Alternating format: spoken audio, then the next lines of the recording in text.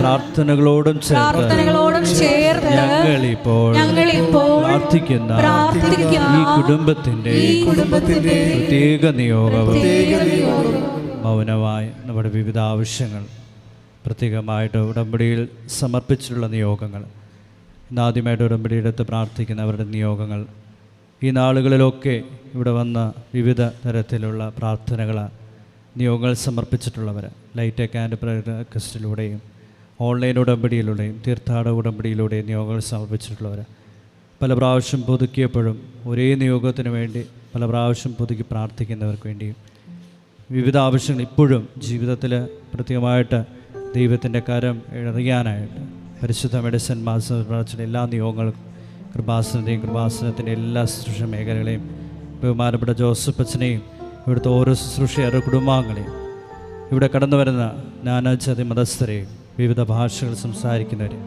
എല്ലാവരെയും സമർപ്പിച്ചുകൊണ്ട് നമുക്കൊരു നിമിഷം മൗനമായിട്ട് പരിശുദ്ധമ്മയുടെ മാതൃസ്യം വിചാരിച്ച് പ്രാർത്ഥിക്കാം.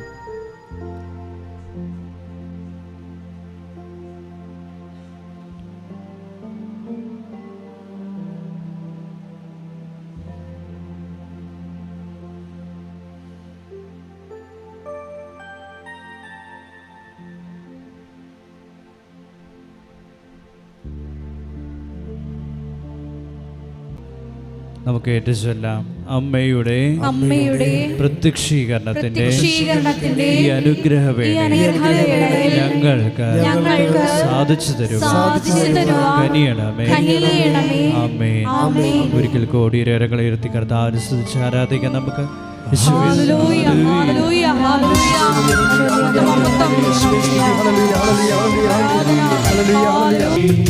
ജീവിതം നിന്റെ കാരുണ്യമേ, ജീവനേ നിന്റെ കാരുണ്യമേ, ജീവിതം നിന്റെ കാരുണ്യമേ, ജീവനേ നിന്റെ കാരുണ്യമേ.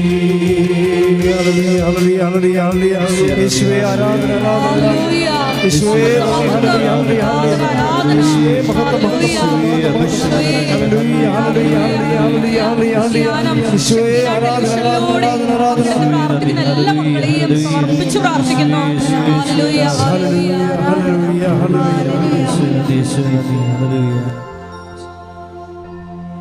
എല്ലാവരും ഇരിക്കുക. പരിശുദ്ധ പരമദിവ്യകാരുണ്യത്തിന്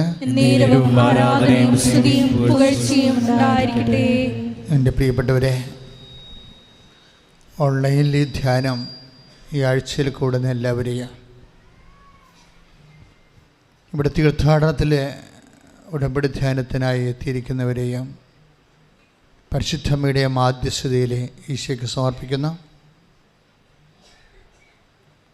നമ്മൾ ഓരോ ഉടമ്പടി ധ്യാനങ്ങളിലൂടെയും ഞങ്ങൾ തന്നെ ഒത്തിരിയേറെ ഒരു 5-6 ദിവസം ഒരു ധ്യാനം കഴിഞ്ഞാൽ അടുത്ത ഉടമ്പടി ധ്യാനം വരെ എപ്പോഴും ഇങ്ങനെ നിരന്തരം പ്രാർത്ഥിച്ചും കർത്താവ് നൽകുന്ന വചനത്തിൻ്റെ പിറകെ അന്വേഷിച്ചും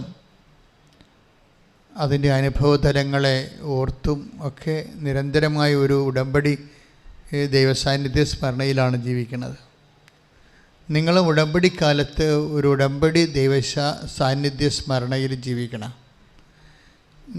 ആൾക്കാർക്ക് പറ്റുന്ന ഒരു അബദ്ധം എന്ന് പറയണത്, ഇവിടുന്ന് ഉടമ്പടി ചെയ്തു പോകുമ്പോൾ പിന്നീട് നിങ്ങൾ വേവലാതി കൊള്ളുന്നതും നിങ്ങൾ ഇമ്മേഴ്സ്ഡ് ആകണതും എത്ര ശതമാനം നിങ്ങൾക്ക് ദൈവമായിട്ട് ചെയ്ത ഉടമ്പടിയെക്കുറിച്ച് നിങ്ങൾക്ക് തിരിച്ചറിവും ബോധവുമുണ്ട്.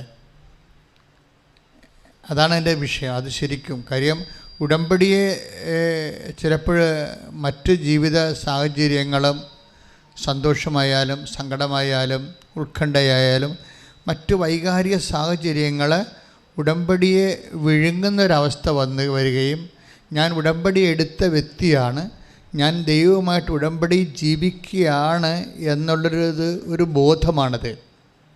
ആ ബോധം ശരിക്കും ആദ്യ 90 ദിവസം മുഴുവനും ആ ബോധത്തിലാണ് നമ്മൾ ജീവിക്കുന്നത്. പക്ഷെ ആ ഒരു ബോധം നിങ്ങൾക്കുണ്ടായില്ലെങ്കിൽ പിന്നെ നിങ്ങളെക്കുറിച്ച് ദൈവത്തിന് ബോധം ഉണ്ടാകണമെന്ന് പറയുന്നതിനകത്ത് ഒരർത്ഥവുമില്ല.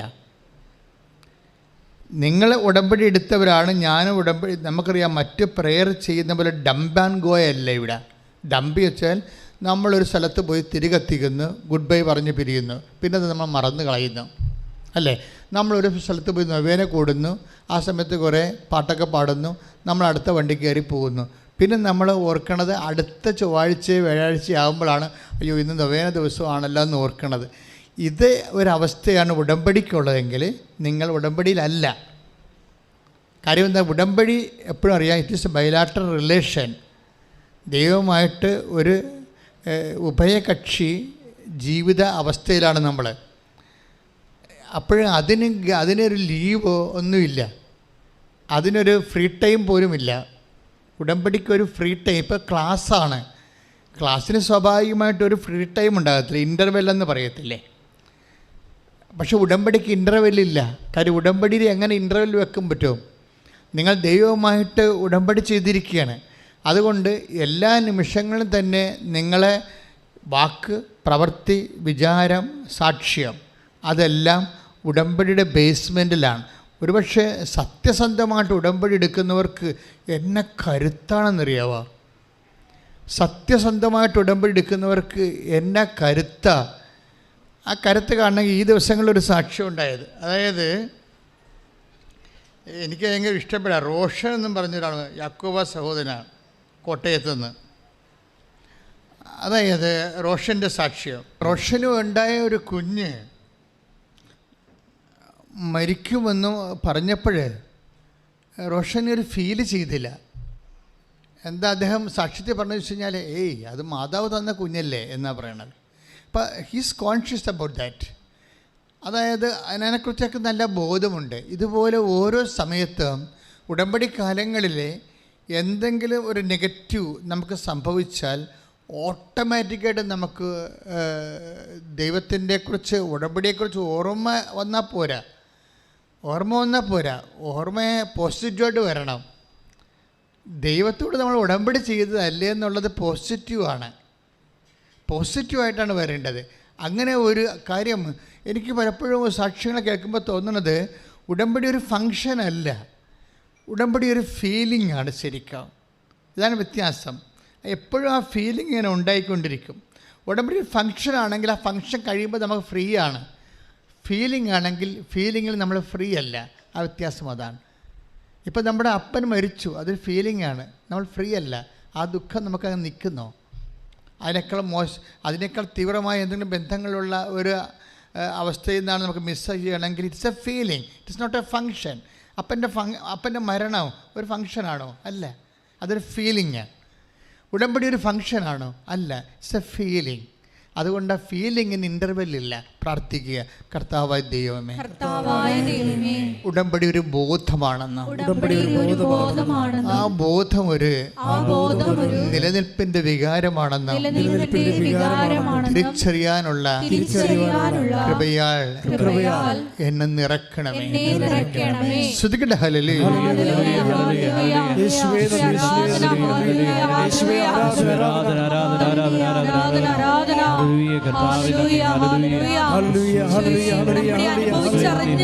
നിബന്ധനകൾ പാലിച്ച് ദൈവസ്നേഹം വർദ്ധിപ്പിച്ച് നിങ്ങളെ സാക്ഷികളായി ഉടമ്പടി ധ്യാനത്തിലൂടെ ഉയർത്തണമേ എന്ന് പ്രാർത്ഥിക്കുന്നു.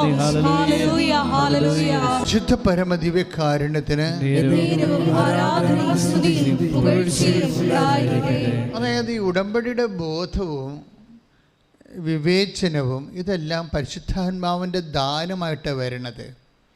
ഇതിന് ഈ role of the holy spirit ഉടമ്പടിയുടെ മെക്കാനിസത്തിൽ ഭയങ്കര പ്രിൻസിപ്പൽ പാർട്ടാണ് വരുന്നത്. ഇതൊരു പരിശുദ്ധാത്മാവ് ഇതര പ്രാർത്ഥനാ രൂപമല്ലത്. പരിശുദ്ധാത്മാവ് നമ്മുടെ എല്ലാ പ്രാർത്ഥനാ രൂപങ്ങളുടെയും മൊബിലിറ്റി, അതുപോലെ അതിൻ്റെ ഒരു ഡൈനാമിസം വർക്ക് ചെയ്യണത് പരിശുദ്ധാത്മാവിൽ അധിഷ്ഠിതമാണ് എല്ലാ പ്രേയർ രൂപങ്ങളും. അപ്പോൾ ഉടമ്പടി എന്ന് പറഞ്ഞതൊരു മരിയൻ പ്രേയറാണെന്ന് പറഞ്ഞിട്ട് പരിശുദ്ധാത്മാവിന് അവിടെ ഒന്നും ചെയ്യാനില്ലെന്നല്ല. മരിയൻ പ്രേയറായത് കൊണ്ട് തന്നെ അത് ഫുൾനെസ് ഓഫ് ഹോളി സ്പിരിറ്റിലെ വർക്ക് ചെയ്യത്തുള്ളൂ. പരിശുദ്ധാത്മാവിൻ്റെ പൂർണ്ണതയിൽ പ്രാർത്ഥിക്കുക. കർത്താവായ ദൈവമേ, ഉടമ്പടിയെടുത്ത് എല്ലാവരെയും പരിശുദ്ധാത്മാവിന്റെ പൂർണ്ണതയിലേക്ക് ഫലദായകമായി വളർത്തണമേ, അഭിഷേകം ചെയ്യണമേ. ശ്രുതികട ഹല്ലേലൂയ.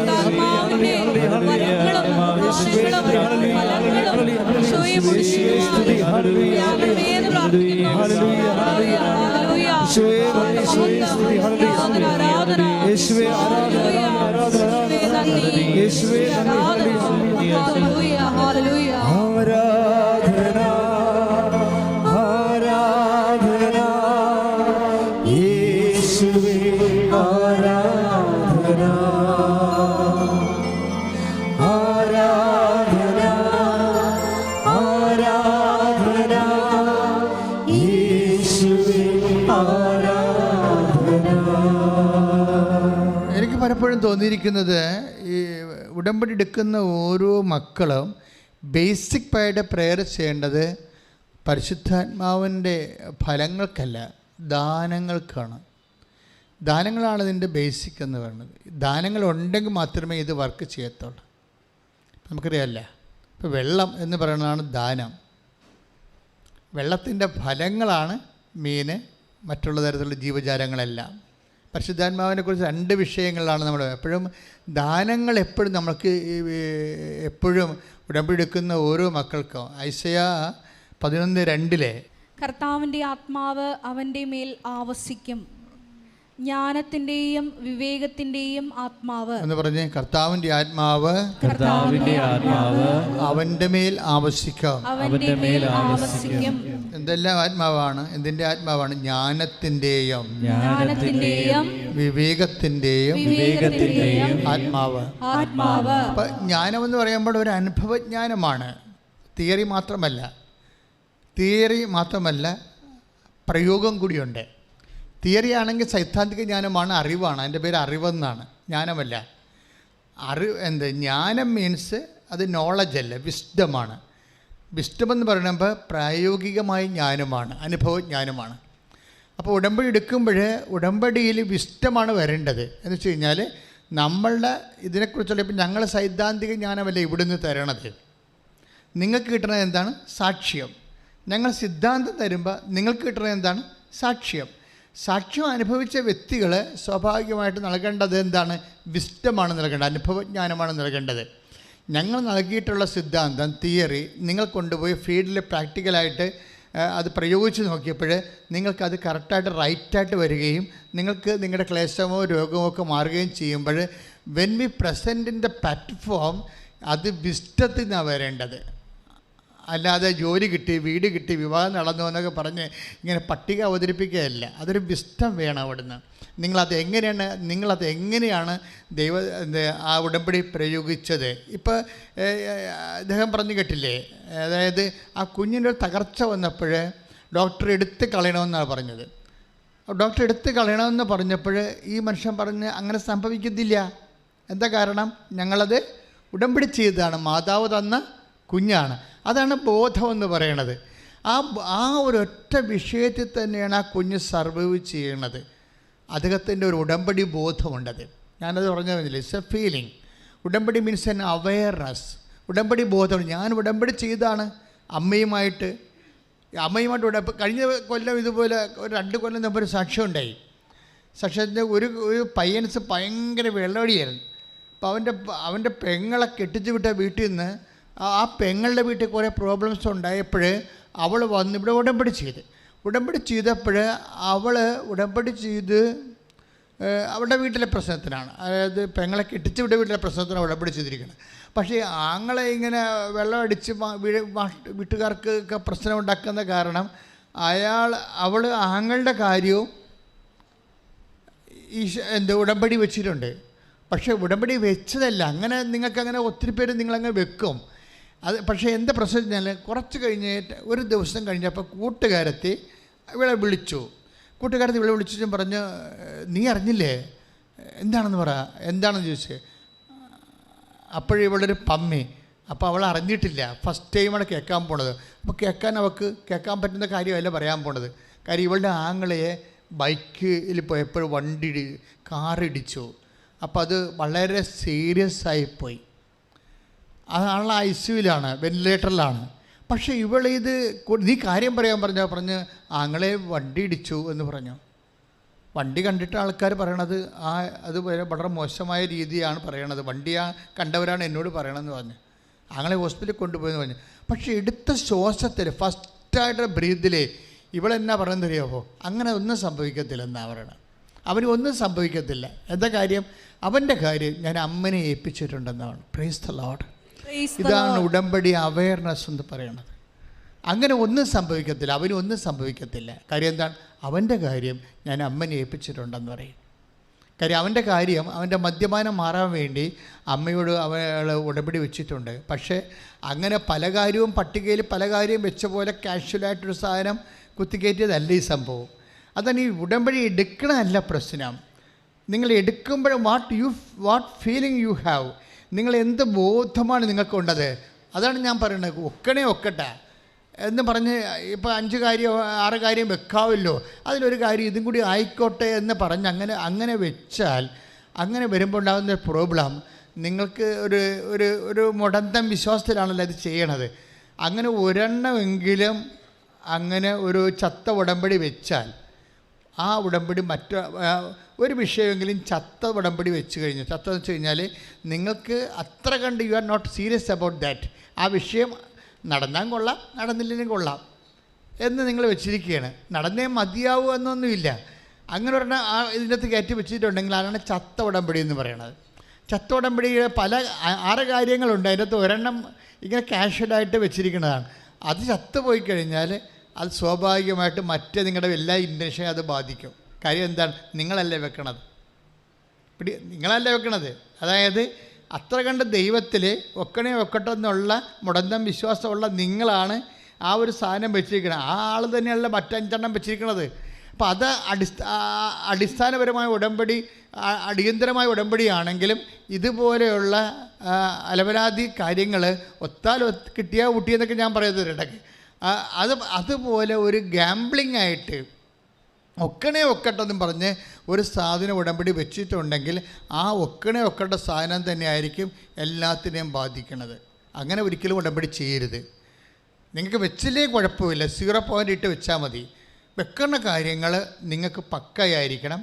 അതിനെക്കുറിച്ച് അത് ഇല്ലാതെ നിങ്ങൾക്ക് സർവൈവ് ചെയ്യാൻ പറ്റാത്ത രീതിയിൽ നിങ്ങൾ സീരിയസ് ആയിരിക്കണം. ശ്രദ്ധിക്കട്ടെ. Hallelujah, hallelujah, hallelujah, hallelujah.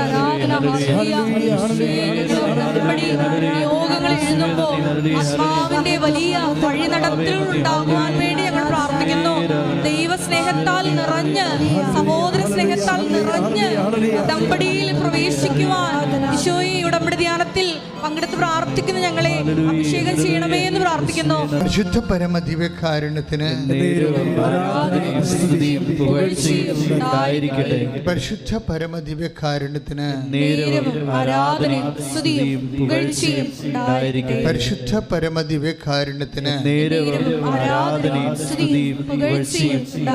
എനിക്കൊരു പ്രിപ്പറേറ്ററി പ്രെയർ നല്ലതാണെന്ന് തോന്നണം. ഉടമ്പടി കാര്യം, ഉടമ്പടി പരിശുദ്ധാത്മ ദാനങ്ങളിലാണ് ഇതിങ്ങനെ വർക്ക് ചെയ്ത് പോണത്. ദാനങ്ങൾ അതിപ്പോൾ 1 കൊറിന്തോസ് 12:8 കൂടുതൽ ദാനങ്ങളെക്കുറിച്ച് വെളിപ്പെടുത്തുന്നുണ്ട്. ഇതൊക്കെ നമുക്ക് ആവശ്യമായ രീതിയിൽ ആരാധനയ്ക്ക് പ്രാർത്ഥിച്ചിട്ട് ഈ ദാനങ്ങൾ സ്വീകരിക്കുന്നൊരു സമയമാണ്. 1 കൊറിന്തോസ് 11:8 ശ്രദ്ധിക്കട്ടെ. ഹല്ലേലൂയ,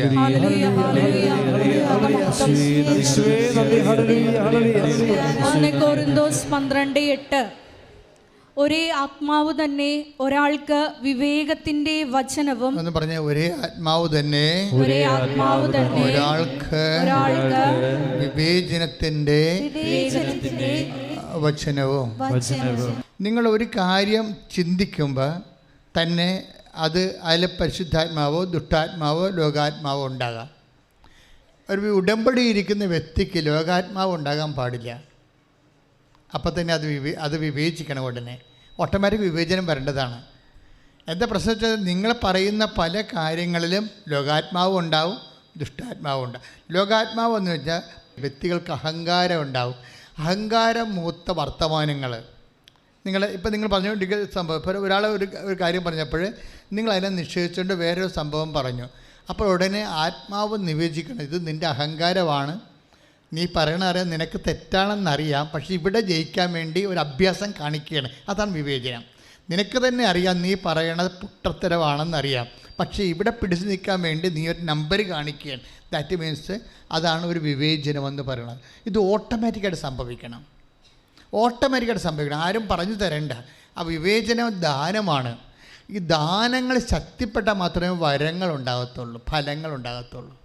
വരങ്ങളല്ല, ഫലങ്ങളെന്ന് പറയുമ്പോൾ ഇത് ഉടമ്പടിയുമായിട്ട് കണക്റ്റഡ് ആണ് ശരിക്കും. ഒന്ന് പ്രാർത്ഥിക്കുക. കർത്താവായ ദൈവമേ, പരിശുദ്ധ ഉടമ്പടി സത്യമായി ചെയ്യാൻ, സത്യസന്ധമായി നിറവേറ്റാൻ അതിൻ്റെ പ്രാഥമികമായ അടിത്തറയായ പരിശുദ്ധാത്മാദാനങ്ങളാൽ, അറിവിനാൽ, വിവേകത്താൽ, ജ്ഞാനത്താൽ, വിവേചനത്താൽ എന്നെ അഭിഷേകം ചെയ്യണം.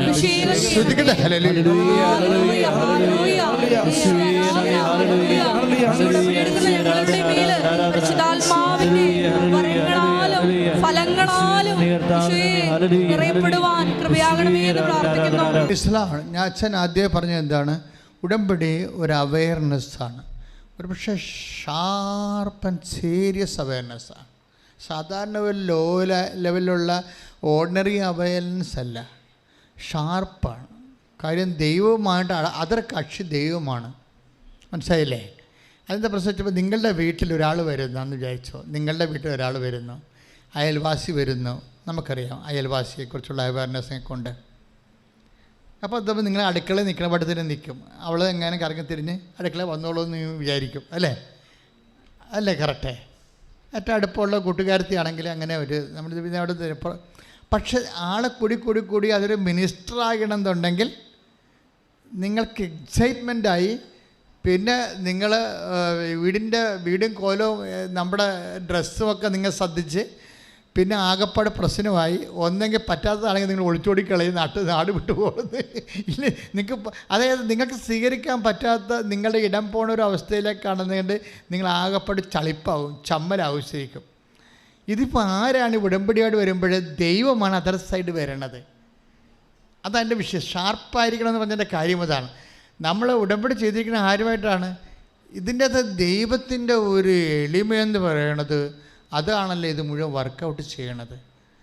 ദൈവം ഇത്രയും താഴ്ന്ന് നമ്മളുടെ ജീവിതാവസ്ഥകളിലേക്ക് വരാൻ ദൈവം ഒരു ഇടമുണ്ടാക്കിയത് കൊണ്ടാണ് നമ്മൾ രക്ഷപ്പെട്ടത്. അതുകൊണ്ടാണ് അത് ബൈബിളിൽ ആദ്യം മുതൽ പറയുന്ന സംഭവമാണ്. അവൻ പ്രകൃത്യാ ദൈവമായിരിക്കവേ ദൈവത്തോടുള്ള സമാനത മുറുകെ പിടിക്കേണ്ട കാര്യമായി പരിഗണിക്കാതെ ദാസനായി. അതുകൊണ്ട് സമാന്തരമായിട്ട് ദൈവമായിട്ടാണ് ഉടമ്പടി ചെയ്തിരിക്കുന്നത് കൊണ്ട് തന്നെ നമ്മളും ദാസൻ്റെ ലെവലിലേക്ക് റീസെറ്റ് ചെയ്യണം. ശരിക്കും എളിമ, വിനയം, വിശ്വസ്തത, കാര്യം ഇതെല്ലാം കുറേ ഗുണങ്ങളുണ്ട്. പരിശുദ്ധാത്മാവിൻ്റെ നിലവാരമുള്ള സാക്ഷ്യങ്ങളാണ് ഉടമ്പടി എന്ന് വരേണ്ടത്. അല്ല നിങ്ങൾ പറയുന്ന ലിറ്റിൽ സാക്ഷ്യം, ചെറിയ സാക്ഷ്യങ്ങളാണ്. ഇന്നലെ ഒരു ചേച്ചി ഇവിടെ വന്ന് സാക്ഷ്യം പറഞ്ഞു. അപ്പോൾ സാക്ഷ്യം എന്ന് പറയുമ്പോൾ ആ സാക്ഷ്യം തിരഞ്ഞെടുത്തിൽ വന്ന മിസ്റ്റേക്കാണ്. സാക്ഷ്യം അത് ഉടമ്പടി സാക്ഷ്യം അല്ല. അത് ചുമ്മാ പൈപ്പിൻ്റെ ചവിട്ടിൽ നിന്ന് അങ്ങോട്ടും ഇങ്ങോട്ടും ചേച്ചിമാർക്ക് പറയാൻ പറ്റിയ എന്തൊരു സംഭവമാണ്. അതിങ്ങനെ നാണം കിട്ടുപോയി അത് കേട്ടപ്പോൾ. വെച്ച് കഴിഞ്ഞാൽ എന്താ സംഭവിച്ചത്? അവർ പറഞ്ഞ സാക്ഷ്യത്തിലേ ഉള്ളൂ അവർക്ക് ജോലിയില്ലായിരുന്നു. അത് ചെറിയ ജോലിയാണ്, അപ്പോൾ ഭർത്താവിൻ്റെ ജോലി സ്ഥലത്ത് ആ കെട്ടിടത്തിൽ തന്നെ അവർക്ക് ജോലി കിട്ടി. പിന്നെ അവരെന്താ പറഞ്ഞതെന്ന് വെച്ച് കഴിഞ്ഞാൽ 3 ഓപ്പറേഷൻ ഭർത്താവിന് ഒരുമിച്ച് വന്നു. അപ്പോൾ അത് ഒരുമിച്ച് 3 ചെയ്യണമെന്ന് ഞങ്ങൾ ഡോക്ടറിനോട് പറഞ്ഞപ്പോൾ 3 ചെയ്യാമെന്ന് ഡോക്ടർ ഏറ്റു. അപ്പം ഞങ്ങളുടെ പൈസ ചോദിച്ചപ്പോൾ ഡോക്ടർ ഓപ്പറേഷൻ കഴിഞ്ഞിട്ട് ബില്ല് വന്നപ്പോൾ ഞങ്ങളുടെ കാശില്ലാഞ്ഞ് എന്ത് വിഡ്ഢിത്തരമാണ്. 3 ഓപ്പറേഷൻ ചെയ്യണമെന്ന് ഇവർ അങ്ങോട്ട് പറഞ്ഞിരിക്കുകയാണ്. അത് 3 ചെയ്യാമെന്ന് ആശുപത്രിക്കാർ പറഞ്ഞിരിക്കുകയാണ്. ബില്ല് വന്നപ്പോൾ കാശില്ലെന്ന് കൊടുക്കാൻ. ഇങ്ങനെയൊക്കെയുള്ള വിഡ്ഢിത്തരങ്ങളൊക്കെ വന്ന് ഇവിടെ ഇന്നലെ പറഞ്ഞതാണ്. എനിക്കാണെങ്കിൽ ഞാൻ അവ പിടിച്ചു ചേർത്ത് ശരിക്കും പൂച്ച വിട്ടത്. അച്ഛാൽ അതെന്താ പ്രശ്നം, നിങ്ങൾക്ക് ഉടമ്പടിയെക്കുറിച്ച് വ്യക്തതയില്ലെങ്കിൽ ഇതുപോലെയുള്ള കിണറ്റിൻ ചവിട്ടി പറയാൻ പറ്റിയ പെൺവർത്തമാനങ്ങളായി സാക്ഷ്യം അതപ്പതിക്കും. അതാണ് പ്രശ്നം. അതുകൊണ്ടാണ് ഞാൻ നിങ്ങളോട് ഉടമ്പടിയുടെ റെലം പറയണത്. എൻ്റെ കാര്യം ഉടമ്പടി എന്ന് പറഞ്ഞാൽ അതിനൊരു വേറെ ഒരു ലെവൽ പ്രാർത്ഥനയാണത്. അതുകൊണ്ടാ വെച്ചാൽ നമുക്കറിയാമല്ലോ, മെറിറ്റ് ആൻഡ് ഡീമെറിറ്റ്സ് ആയിട്ടാണ് ദൈവം ലോകത്തിലുള്ള എല്ലാം തിരിച്ചിരിക്കുന്നത്. മെറിറ്റ് ഉണ്ടെങ്കിൽ തീർച്ചയായിട്ടും നമുക്ക് ഉടമ്പടി ചെയ്യേണ്ട കാര്യമില്ല. മെറിറ്റ് ആൻഡ് ഡീമെറിറ്റ്സ് ബൈബിള് വിഷയങ്ങളെ തിരിക്കണത് മെറിറ്റ് ആൻഡ് ഡീമെറിറ്റ്സ് ആയിട്ടാണ്. എന്ന് വെച്ച് കഴിഞ്ഞാൽ യോഗ്യതയും അയോഗ്യതയും. ആ വിഷയത്തിന് അയോഗ്യമാണെങ്കിൽ മാത്രമേ നിങ്ങൾ ഉടമ്പടി ചെയ്യേണ്ട കാര്യമുള്ളൂ. യോഗ്യമാണെങ്കിൽ ചുമ്മാ ബ്ലെസ്സിങ്സിൻ്റെ ആവശ്യമേ ഉള്ളൂ. അത് ഉടമ്പടി ആവശ്യമില്ല. അത് വേന കൂടിയാൽ, ജപമാല ചെല്ലിയാൽ, വീട്ടിലിരുന്ന് വേറെ എന്ത് പ്രാർത്ഥന കൂടിയാലും മതി. കൃത്യമായും പറഞ്ഞ മനസ്സിലായല്ലേ? അത് വളരെ സീരിയസ് വിഷയമാണ്. അതായത് ബൈബിൾ വിഷയങ്ങളെ തിരിക്കുന്ന 2ആയിട്ടാണ്, മെറിറ്റ്സ് ആൻഡ് ഡീമെറിറ്റ്സ്. എന്ന് വെച്ച് കഴിഞ്ഞാൽ നിങ്ങൾക്ക് യോഗ്യതയുള്ള വിഷയം, നിങ്ങൾക്ക് യോഗ്യതയില്ലാത്ത വിഷയം. ഇപ്പോൾ നിങ്ങളിപ്പോൾ ഡോക്ടർ പറയണ ഇത് ഓപ്പറേഷൻ ചെയ്യാൻ പറ്റത്തില്ല. ഇപ്പോൾ കഴിഞ്ഞ ദിവസങ്ങളിൽ ടോം ഫിലിപ്പ് എന്നും പറഞ്ഞ ഒരു മകൻ്റെ സാക്ഷ്യം ഉണ്ടായിരുന്നു. ടോം ഫിലിപ്പിന് കുറച്ച് നാളായിട്ട് മക്കളില്ല. പിന്നെ മക്കളെ കിട്ടിയപ്പോൾ അയാൾക്ക് ഭയങ്കര സന്തോഷമായി. 2 മക്കളെ കിട്ടി ഒരുമിച്ച്.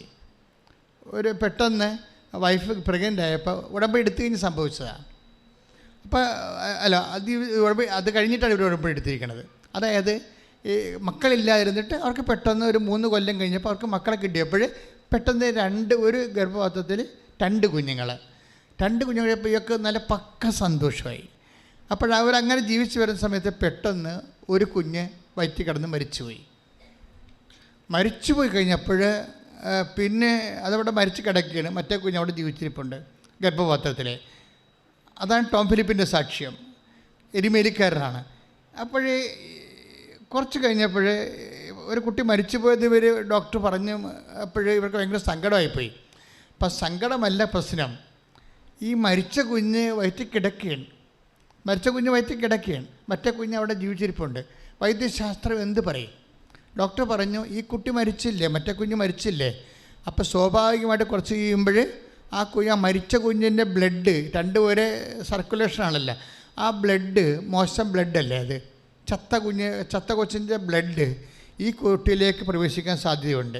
അപ്പം അങ്ങനെ വരുമ്പോൾ ഈ കുട്ടി ചിലപ്പോൾ ബ്രെയിനായിട്ട് ഓർമ്മ ഈ തലവിലെ പിള്ളേർ, അതുപോലെ തന്നെ ഓർമ്മയില്ലാത്ത കുട്ടികൾ, സംസാരിക്കാൻ ശേഷിയില്ലാത്തത്, ആന്തരിക അവയവങ്ങൾ ഡാമേജായ കുട്ടിയായിട്ടായിരിക്കും അടുത്ത 2ാമത്തെ കുഞ്ഞും. ഇപ്പം ഒന്നെങ്കിൽ മരിക്കും, പുറത്ത് വരികയാണെങ്കിൽ അതിന് അംഗവൈകല്യങ്ങളും പല പ്രശ്നങ്ങളും ഉണ്ടാകുമെന്ന് പറയും.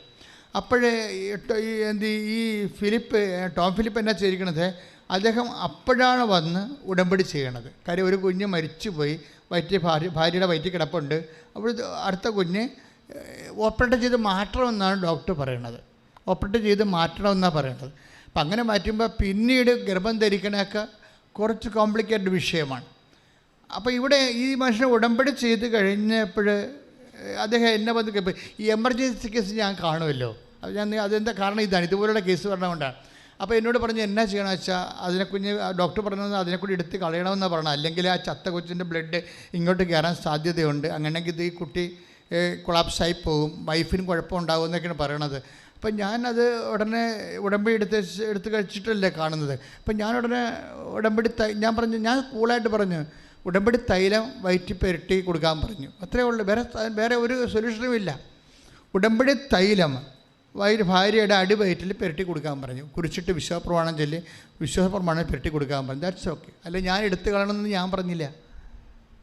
അല്ലെങ്കിൽ എനിക്ക് വേണേൽ പറയാം, ഡോക്ടർ പറയണ പോലെ ചെയ്യാൻ പറയാം. അപ്പോൾ കർത്താവ് എന്നെ പിടിക്കും. പിന്നെ നിന്നെ എന്തിനാണ് ഇവിടെ വെച്ചിരിക്കണമെന്ന് ചോദിക്കും. അതിലെ പ്രശ്നം. നിനക്ക് വിശ്വാസമില്ലാത്ത ഉടമ്പടി തൈലം നീ എന്തിനാണ് ജനങ്ങൾക്ക് കൊടുക്കണമെന്ന് ചോദിക്കും. അതാണ് പ്രശ്നം. അപ്പോൾ ഞാൻ അല്പം സംശയമില്ല പറഞ്ഞു, ഒരു കുഴപ്പമില്ല, ആ കുട്ടി മരിക്കത്തില്ല. കുട്ടിയെ കർത്താവിൻ്റെ ഉടമസ്ഥയിൽ ഏൽപ്പിക്കണം. നീ ഉടമ്പടി തൈലം എടുത്തിട്ട് വിശ്വാസ പ്രമാണം ചൊല്ലിയിട്ട് നീ കുട്ടി വൈഫിൻ്റെ അടിവയറ്റ് തേച്ച് കൊടുക്കാൻ പറയും. അതോടുകൂടി ആ കുട്ടി രക്ഷപ്പെട്ട്. ആ കുട്ടിയെ കൊണ്ടാണ് അയാൾ സാക്ഷ്യം പറയാൻ വന്നിരിക്കുന്നത്. പക്ഷേ എന്താ പ്രശ്നം വെച്ച് കഴിഞ്ഞാൽ, ഒരു ഇഷ്യൂ ഉണ്ടാകുമ്പോൾ നമ്മൾ എന്ത് നിലപാടെടുക്കുന്നു എന്നുള്ളതാണ് നമ്മുടെ ഉടമ്പടി ലെവലെന്ന് പറയുന്നത്. ഉടമ്പടി എന്ന് പറയുന്നത് അതിൽ നേർച്ച വസ്തുക്കൾ പ്രവർത്തിക്കണം മാത്രമല്ല, അത് ഇപ്പം നിങ്ങൾ ഒരു ജനറേറ്റർ, ഇപ്പം നമ്മൾ ഈ കറക്റ്റ് സ്റ്റാർട്ടാക്കണ ഒരു ജനറേറ്റർ ഇല്ലേ, ആ ജനറേറ്റർ കൊണ്ടുവന്ന് വെച്ചിരിക്കുകയാണ്. അപ്പോൾ ജനറേറ്ററിന് നമുക്ക് വേണമെങ്കിൽ ഒരു 30,000 വാട്ട് വർക്ക് ചെയ്യുന്ന ആണെന്ന് വിചാരിച്ചോ. അത് നല്ല ജനറേറ്ററൊക്കെയാണ്. പക്ഷേ കറക്റ്റ് സ്റ്റാർട്ട് ചെയ്യാനുള്ള അത് ആളിനില്ലെങ്കിൽ എന്ത് പറ്റും? ഇത് വർക്കൗട്ട് ചെയ്യത്തില്ല. ഇത് നല്ല വാട്ടുള്ള ജനറേറ്ററാണ്, ഇതിന് 10 ലക്ഷം രൂപയാണെന്നൊക്കെ പറഞ്ഞിട്ട് കാര്യമില്ല. ഇത് കറക്റ്റ് സ്റ്റാർട്ട് ചെയ്യണത് ആരാണ്? അവന് ആരോഗ്യം വേണം ഇല്ലേ? ഉടമ്പടി എടുക്കാൻ അതിൻ്റേതായിട്ടുള്ള ഒരു ആരോഗ്യം ഉണ്ടാകണം, ആത്മീയ ആരോഗ്യം. അത് പ്രശ്നമാണ്. ഉടമ്പടി എടുക്കുമ്പോൾ അതിനൊരു നിലപാടുണ്ട്. ഇപ്പം ഞാനെന്താ പറഞ്ഞത്, ഒരു കുഴപ്പമില്ല, ഡോക്ടർ പറഞ്ഞ് എടുത്ത് കളയണം, അല്ലെങ്കിൽ മോശം ബ്ലഡ് കയറിയിട്ട് കുട്ടിയുടെ ആന്തരിക അവയവങ്ങൾ ദ്രവിച്ചു പോകും, അത് കുട്ടിക്ക് ഓർമ്മ ഉണ്ടാകത്തില്ല, പിന്നെ കുറച്ച് കഴിയുമ്പോൾ കൊച്ചു ചിലപ്പോൾ ചത്തുപോയെന്ന് വരുമെന്ന്. അപ്പോൾ ഞാൻ പറയും, നീ ഉടമ്പടി തൈലം കൊണ്ടുപോയി വിശ്വാസ പ്രമാണം ചൊല്ലി ഭാര്യയുടെ അടിവയറ്റി പെട്ടി കൊടുക്കാൻ പറയും. പക്ഷേ ഈ ടോം ഫിലിപ്പിനെ സംബന്ധിച്ചിടത്തോളം ആരോഗ്യമുണ്ട്. ഞാൻ പറയുമ്പോൾ പിന്നെ സെക്കൻഡ് ഒപ്പീനിയൻ അയാളെ പോണില്ല. ഞാൻ പറഞ്ഞു, അച്ഛനിങ്ങനെ പറഞ്ഞു, എന്നാലും എൻ്റെ അമ്മയുടെ അനിയത്തിൻ്റെ മകൻ ഡോക്ടറാണ്, MD ആണ്, അമേരിക്ക പഠിച്ചതാണ്, അവനും കൂടെ ചോദിച്ചേക്കാമെന്ന് പറഞ്ഞു കഴിഞ്ഞാൽ ഈ ഉടമ്പടി തൈലത്തിൻ്റെ വിഷയം തീർന്ന് അവിടെ വെച്ച് തീരും. എന്താ കാര്യം? സെക്കൻഡ് ഒപ്പീനിയൻ എടുക്കുന്നതുകൊണ്ടാണ്. സെക്കൻഡ് ഒപ്പീനിയൻ എടുക്കരുതെന്നല്ല, അത് വിവേചിക്കാൻ പരിശുദ്ധാത്മാവ് പറയണം. പരിശുദ്ധാത്മാവ് വിവേചിക്കാൻ ഒരു സെക്കൻഡ് ഒപ്പീനിയൻ തേർഡ് ഒപ്പീനിയൻ എടുത്തുകൊള്ളാൻ പരിശുദ്ധാത്മാവ് വിവേചിച്ച് വിവേകം നൽകിയാൽ തീർച്ചയായിട്ടും നമുക്കത് ചെയ്യാൻ പറ്റും. പക്ഷേ അതേസമയം തന്നെ കൺഫ്യൂഷൻ നിൽക്കുന്ന സമയത്ത് ആന്തരികമായ ബോധ്യം നൽകുന്നതാണ് പരിശുദ്ധാത്മാവിൻ്റെ ദാനമെന്ന് പറയുന്നത്. മനസ്സിലായില്ലേ? പരിശുദ്ധാത്മാവ് ദാനം ആവശ്യമായി വരണത് അതായത് ഇപ്പം ഞാനിത് പറഞ്ഞില്ല അവനോട്, കുട്ടി മരിക്കുമെന്ന് പറയുമ്പോൾ ഞാൻ പെട്ടെന്ന് ചളുപ്പില്ല, ഞാൻ ഒരു സംശയമില്ലാതെ പെട്ടെന്ന് ഞാൻ പറഞ്ഞില്ല, അത് ചെയ്താൽ മതിയെന്ന് പറഞ്ഞാൽ അത് വിശ്വാസത്തിൻ്റെ ഒരു വിഷയമാണ്. നമ്മൾ കുറച്ച് ആലോചിച്ച് എന്താണ് ചെയ്യേണ്ടത്, അവരോട് അങ്ങനെ പറഞ്ഞാൽ മതിയോ അതോ ഇങ്ങനെ പറയണോ എന്നൊക്കെ പറഞ്ഞാൽ പിന്നീട് ലെവൽ മാറി. വിശ്വാസം എന്ന് പറഞ്ഞാൽ സ്പീഡാണ്. ഇപ്പം നീ ഒരു മലയോട് ചെന്ന് കടലിൽ ചെയ്ത് നിൽക്കാൻ ഹൃദയത്തെ ശങ്കിക്കാതെ പറഞ്ഞാൽ അതനുസരിക്കുക തന്നെ ചെയ്യുമെന്ന് പറഞ്ഞില്ല. അപ്പം ഹൃദയത്തിലുള്ള ശങ്ക എന്ന് പറയുന്നത് നിങ്ങൾ ഒരു വലിയ വില്ലനെപ്പോലെ നമ്മൾ മരണം വരെ ഫൈറ്റ് ചെയ്യേണ്ട ഒരു സാധനമാണ്. വിശ്വാസം എന്ന് പറയണതല്ല, വിശ്വാസത്തിൻ്റെ വില്ലനെയാണ് നമുക്ക് എപ്പോഴും ടാർഗറ്റ് ചെയ്യേണ്ടത്. വിശ്വാസം അതിന് എതിരായുള്ള സാധനം എപ്പോഴും വർക്ക് ചെയ്തുകൊണ്ടിരിക്കും. വിശ്വാസത്തെ വളർത്തണതിന് അതിൻ്റെ എതിരായിട്ടുള്ള സംഭവത്തെ നമ്മൾ എപ്പോഴും വിശ്വാസത്തെ വളർത്താൻ നിങ്ങൾ ഉദ്ദേശിക്കുന്നുണ്ടെങ്കിൽ അതിൻ്റെ എതിരായിട്ടുള്ള അവിശ്വാസത്തെയാണ് നമ്മൾ ടാർഗറ്റ് ചെയ്യേണ്ടത്. അതുകൊണ്ടാണ് കർത്താവേ ഞാൻ വിശ്വസിക്കുന്നു എന്ന് പറഞ്ഞിട്ട് എന്താ പറയണത്? എൻ്റെ അവിശ്വാസത്തെ 9:24 ശ്രദ്ധിക്കട്ടെ. ഹല്ലേലൂയ, മർക്കോസ് 9:24 ശ്രദ്ധിക്കട്ടെ.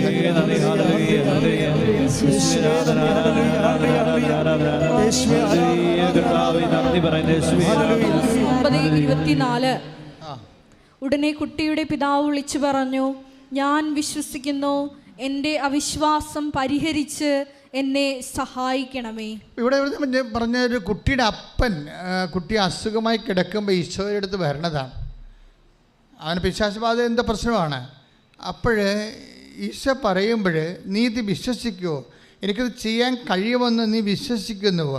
അവൻ പറഞ്ഞു ഓക്കെ, ഞാൻ വിശ്വസിക്കുന്നു എന്ന് പറയുമ്പോൾ അവന് തോന്നും ഞാൻ പൂർണ്ണമായിട്ട് വിശ്വസിക്കുന്നുണ്ടോ എന്ന് അവനൊക്കെ സംശയം. പക്ഷെ ആ സംശയത്തിന് അയാൾ അഡ്രസ്സ് ചെയ്യുന്നുണ്ട്.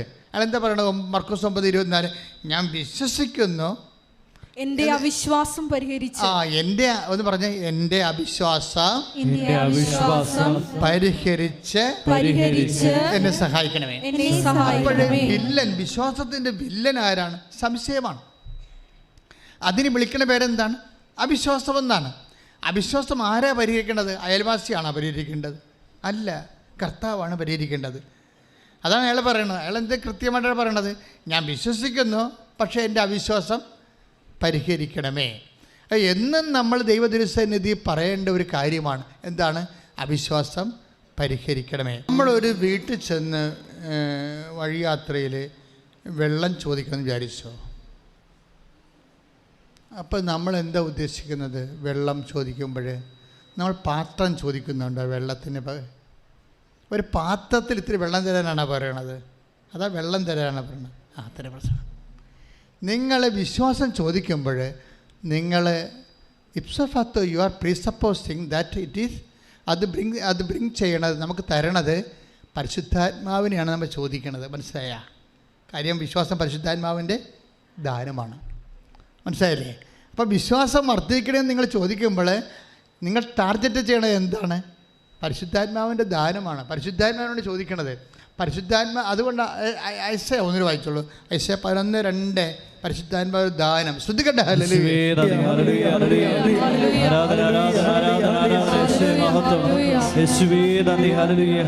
യേശയ്യ 11:2 ജ്ഞാനത്തിൻ്റെയും വിവേകത്തിൻ്റെയും ആത്മാവ്, ഉപദേശത്തിൻ്റെയും ശക്തിയുടെയും ആത്മാവ്, അറിവിൻ്റെയും ദൈവഭക്തിയുടെയും ആത്മാവ്. 1 Corinthians 12:8 ശ്രദ്ധിക്കട്ടെ. ഹല്ലേലൂയ.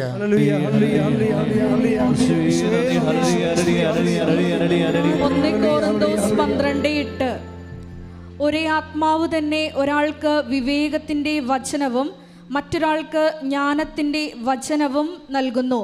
ഒരേ ആത്മാവ് തന്നെ ഒരുവന് വിശ്വാസവും വേറൊരുവന് രോഗശാന്തിക്കുള്ള വരവും നൽകുന്നു. അപ്പോൾ അത് വിശ്വാസം എന്ന് പറയുന്നത് നമുക്ക് കേവല വിശ്വാസമൊന്നും പറഞ്ഞ സംഭവമില്ല. ഇപ്പോൾ ചില ആൾക്കാർ പറയുന്നില്ലേ, അമേരിക്ക നിങ്ങൾ പോയിട്ടില്ല, പക്ഷെ അമേരിക്ക അവിടെ ഉണ്ടെന്ന് നിങ്ങൾ വിശ്വസിക്കുന്നു. അതുപോലെയുള്ള ഒരു കേവല വിശ്വാസമല്ല ബൈബിൾ വിശ്വാസം. ബൈബിൾ വിശ്വാസം പരിശുദ്ധാത്മാവിൻ്റെ ദാനമാണ്. മനസ്സിലായില്ലേ? വിശ്വാസം, മാനുഷിക വിശ്വാസമുണ്ട്. എന്തുമാത്രം വിശ്വാസം. നമ്മുടെ അമ്മയാണ് നമ്മൾ പറയണത്, നമ്മുടെ അപ്പൻ ഇങ്ങേരാണെന്ന് ചൂണ്ടിക്കാണിക്കുന്നു. അതൊരു വിശ്വാസത്തെ നമ്മൾ അപ്പനായിട്ട് സ്വീകരിക്കുന്നു. ആ വിശ്വാസമല്ല ബൈബിൾ വിശ്വാസം.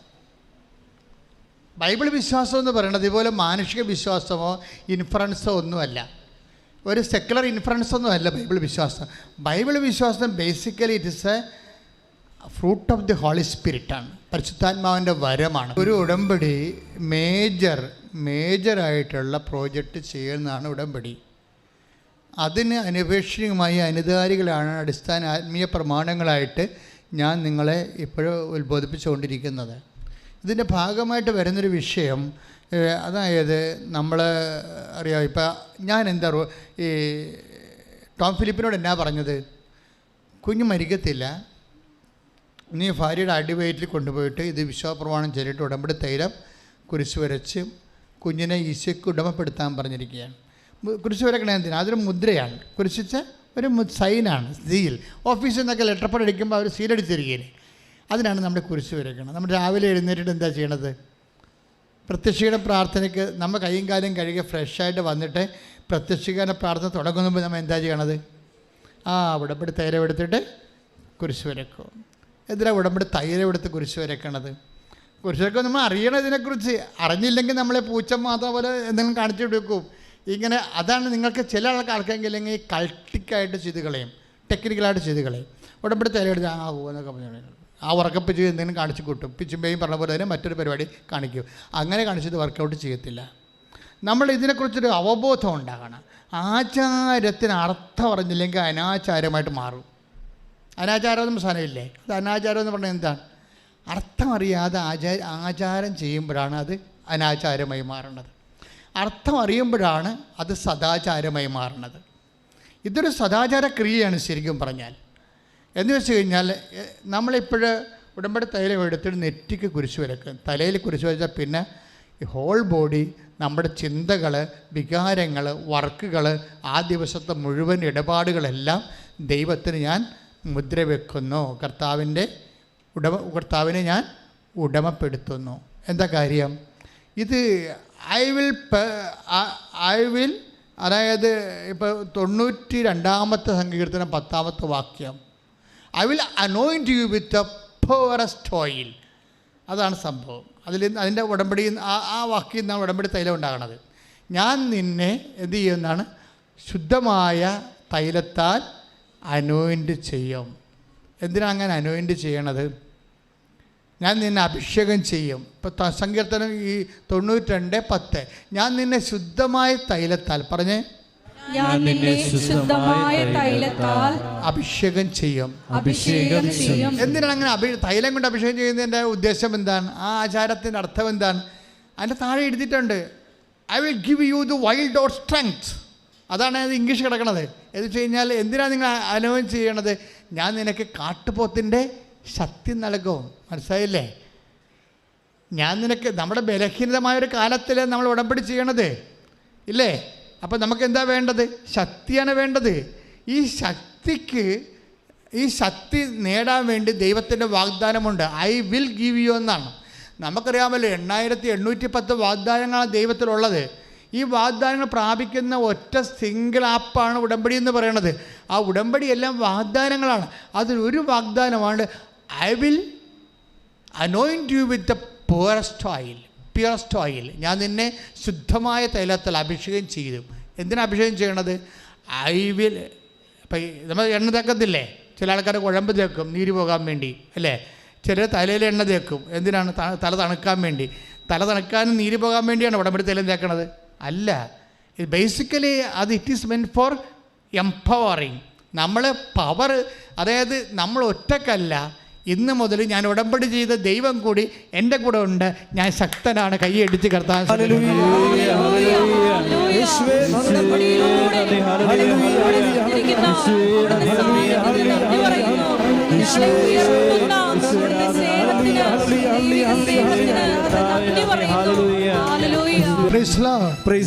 അതായത് അതൊരു വാഗ്ദാനമാണ്. എന്താണ്?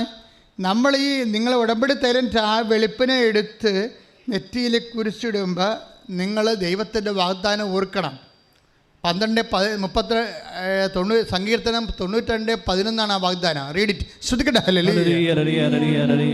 92-ാം സങ്കീർത്തനം 10-11 തിരുവചനങ്ങൾ.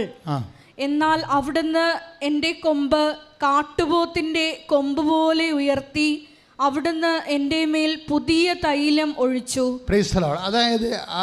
അതായത് കൊമ്പ് ശക്തി എന്നാണ് അതിൻ്റെ ഉദ്ദേശിക്കുന്നത്. ബൈബിൾ അത് മലയാളത്തിലെ വേർഷൻസ് അങ്ങനെ തർജ്ജമ ചെയ്തിരിക്കുന്നതാണ്. English version I will give you the wild of strength എന്നാണ് കിടക്കുന്നത്. ഇവിടെ കൊമ്പെന്നാക്കും. അത് ബൈബിളിലെ ശക്തിയുടെ പ്രതീകമായിട്ടാണ് കൊമ്പ് രേഖപ്പെടുത്തിയിരിക്കുന്നത്. അപ്പോൾ പല വേർഷൻസ് ഉണ്ടാവും ഇതിനെ. അപ്പോൾ I will give you the wild of strength. ഞാൻ കാട്ടുകാളയുടെ ശക്തി നിനക്ക് നൽകിയെന്ന്. എന്ന് വെച്ച് കഴിഞ്ഞാൽ ദൈവത്തിൻ്റെ ശക്തി വെളുപ്പിനെ നമ്മുടെ ജീവിതത്തിലേക്ക് വരികയാണ്. എണ്ണ ഈ തൈലം പൂശി കുരിശ് വരയ്ക്കുമ്പോൾ ഓർക്കണം എന്താണ്? You are empowered. ഇത് എന്താണ്? എങ്ങനെയാണ് എംപവറിങ് ആകണത്? ശക്തി ആകണത് എന്താണ്? ശക്തി നമ്മൾ ഉടമ്പടി എടുത്തപ്പോൾ ദൈവം ചെയ്ത വാഗ്ദാനങ്ങളിൽ ഒന്നാണത്. നിങ്ങൾ ദൈവമായിട്ട് ഉടമ്പടിയിലായിരിക്കുമ്പോൾ ദൈവത്തിൻ്റെ വാഗ്ദാനത്തിൻ്റെ മുഴുവൻ ആരായി മാറും? നിങ്ങൾ അവകാശികളായി മാറും. മനസ്സിലായില്ലേ? ദൈവം നമുക്ക് തന്ന കാര്യങ്ങളുടെ എല്ലാത്തിൻ്റെയും അവകാശികളായി നമ്മൾ മാറുന്നത് ഈ ഉടമ്പടിയിലൂടെയാണ് മാറുന്നത്.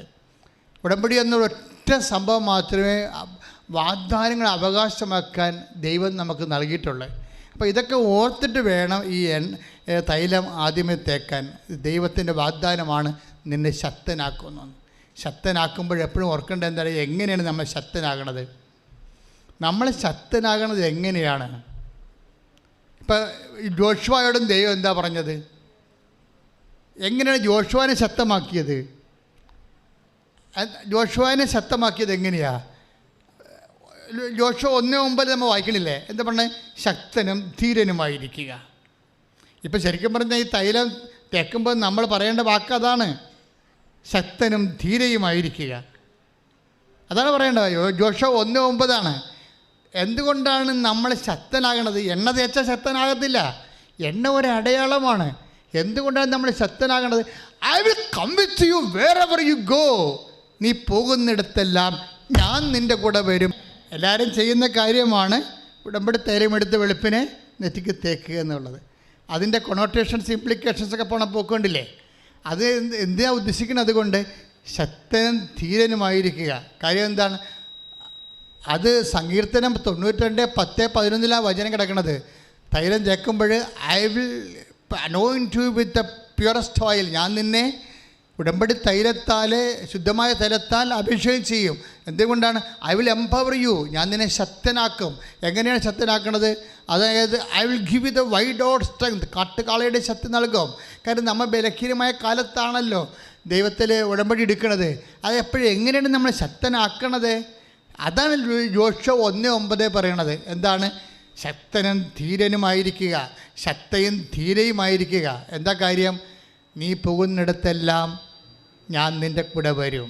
മനസ്സിലായി? അപ്പം ശക്തനായിരിക്കുക, ശക്തയായിരിക്കുക എന്ന് പറയുമ്പോഴേ ഈ തൈലം തേക്കുമ്പോൾ തന്നെ ഓർക്കുമ്പോൾ ശക്തി വരണത് തൈലത്തിൽ നിന്നല്ല. പിന്നെന്താണ്? ഈ വിശ്വാസം പ്രഖ്യാപിക്കുക നിമിത്തം, ഉടമ്പടിയിൽ ആശ്രയിക്കുക നിമിത്തം അതിൻ്റെ വാഗ്ദാനമായ ദൈവത്തിൻ്റെ സാന്നിധ്യം നമുക്ക് അവകാശമാകുന്നു. കൈയടിച്ച് കർത്താവ്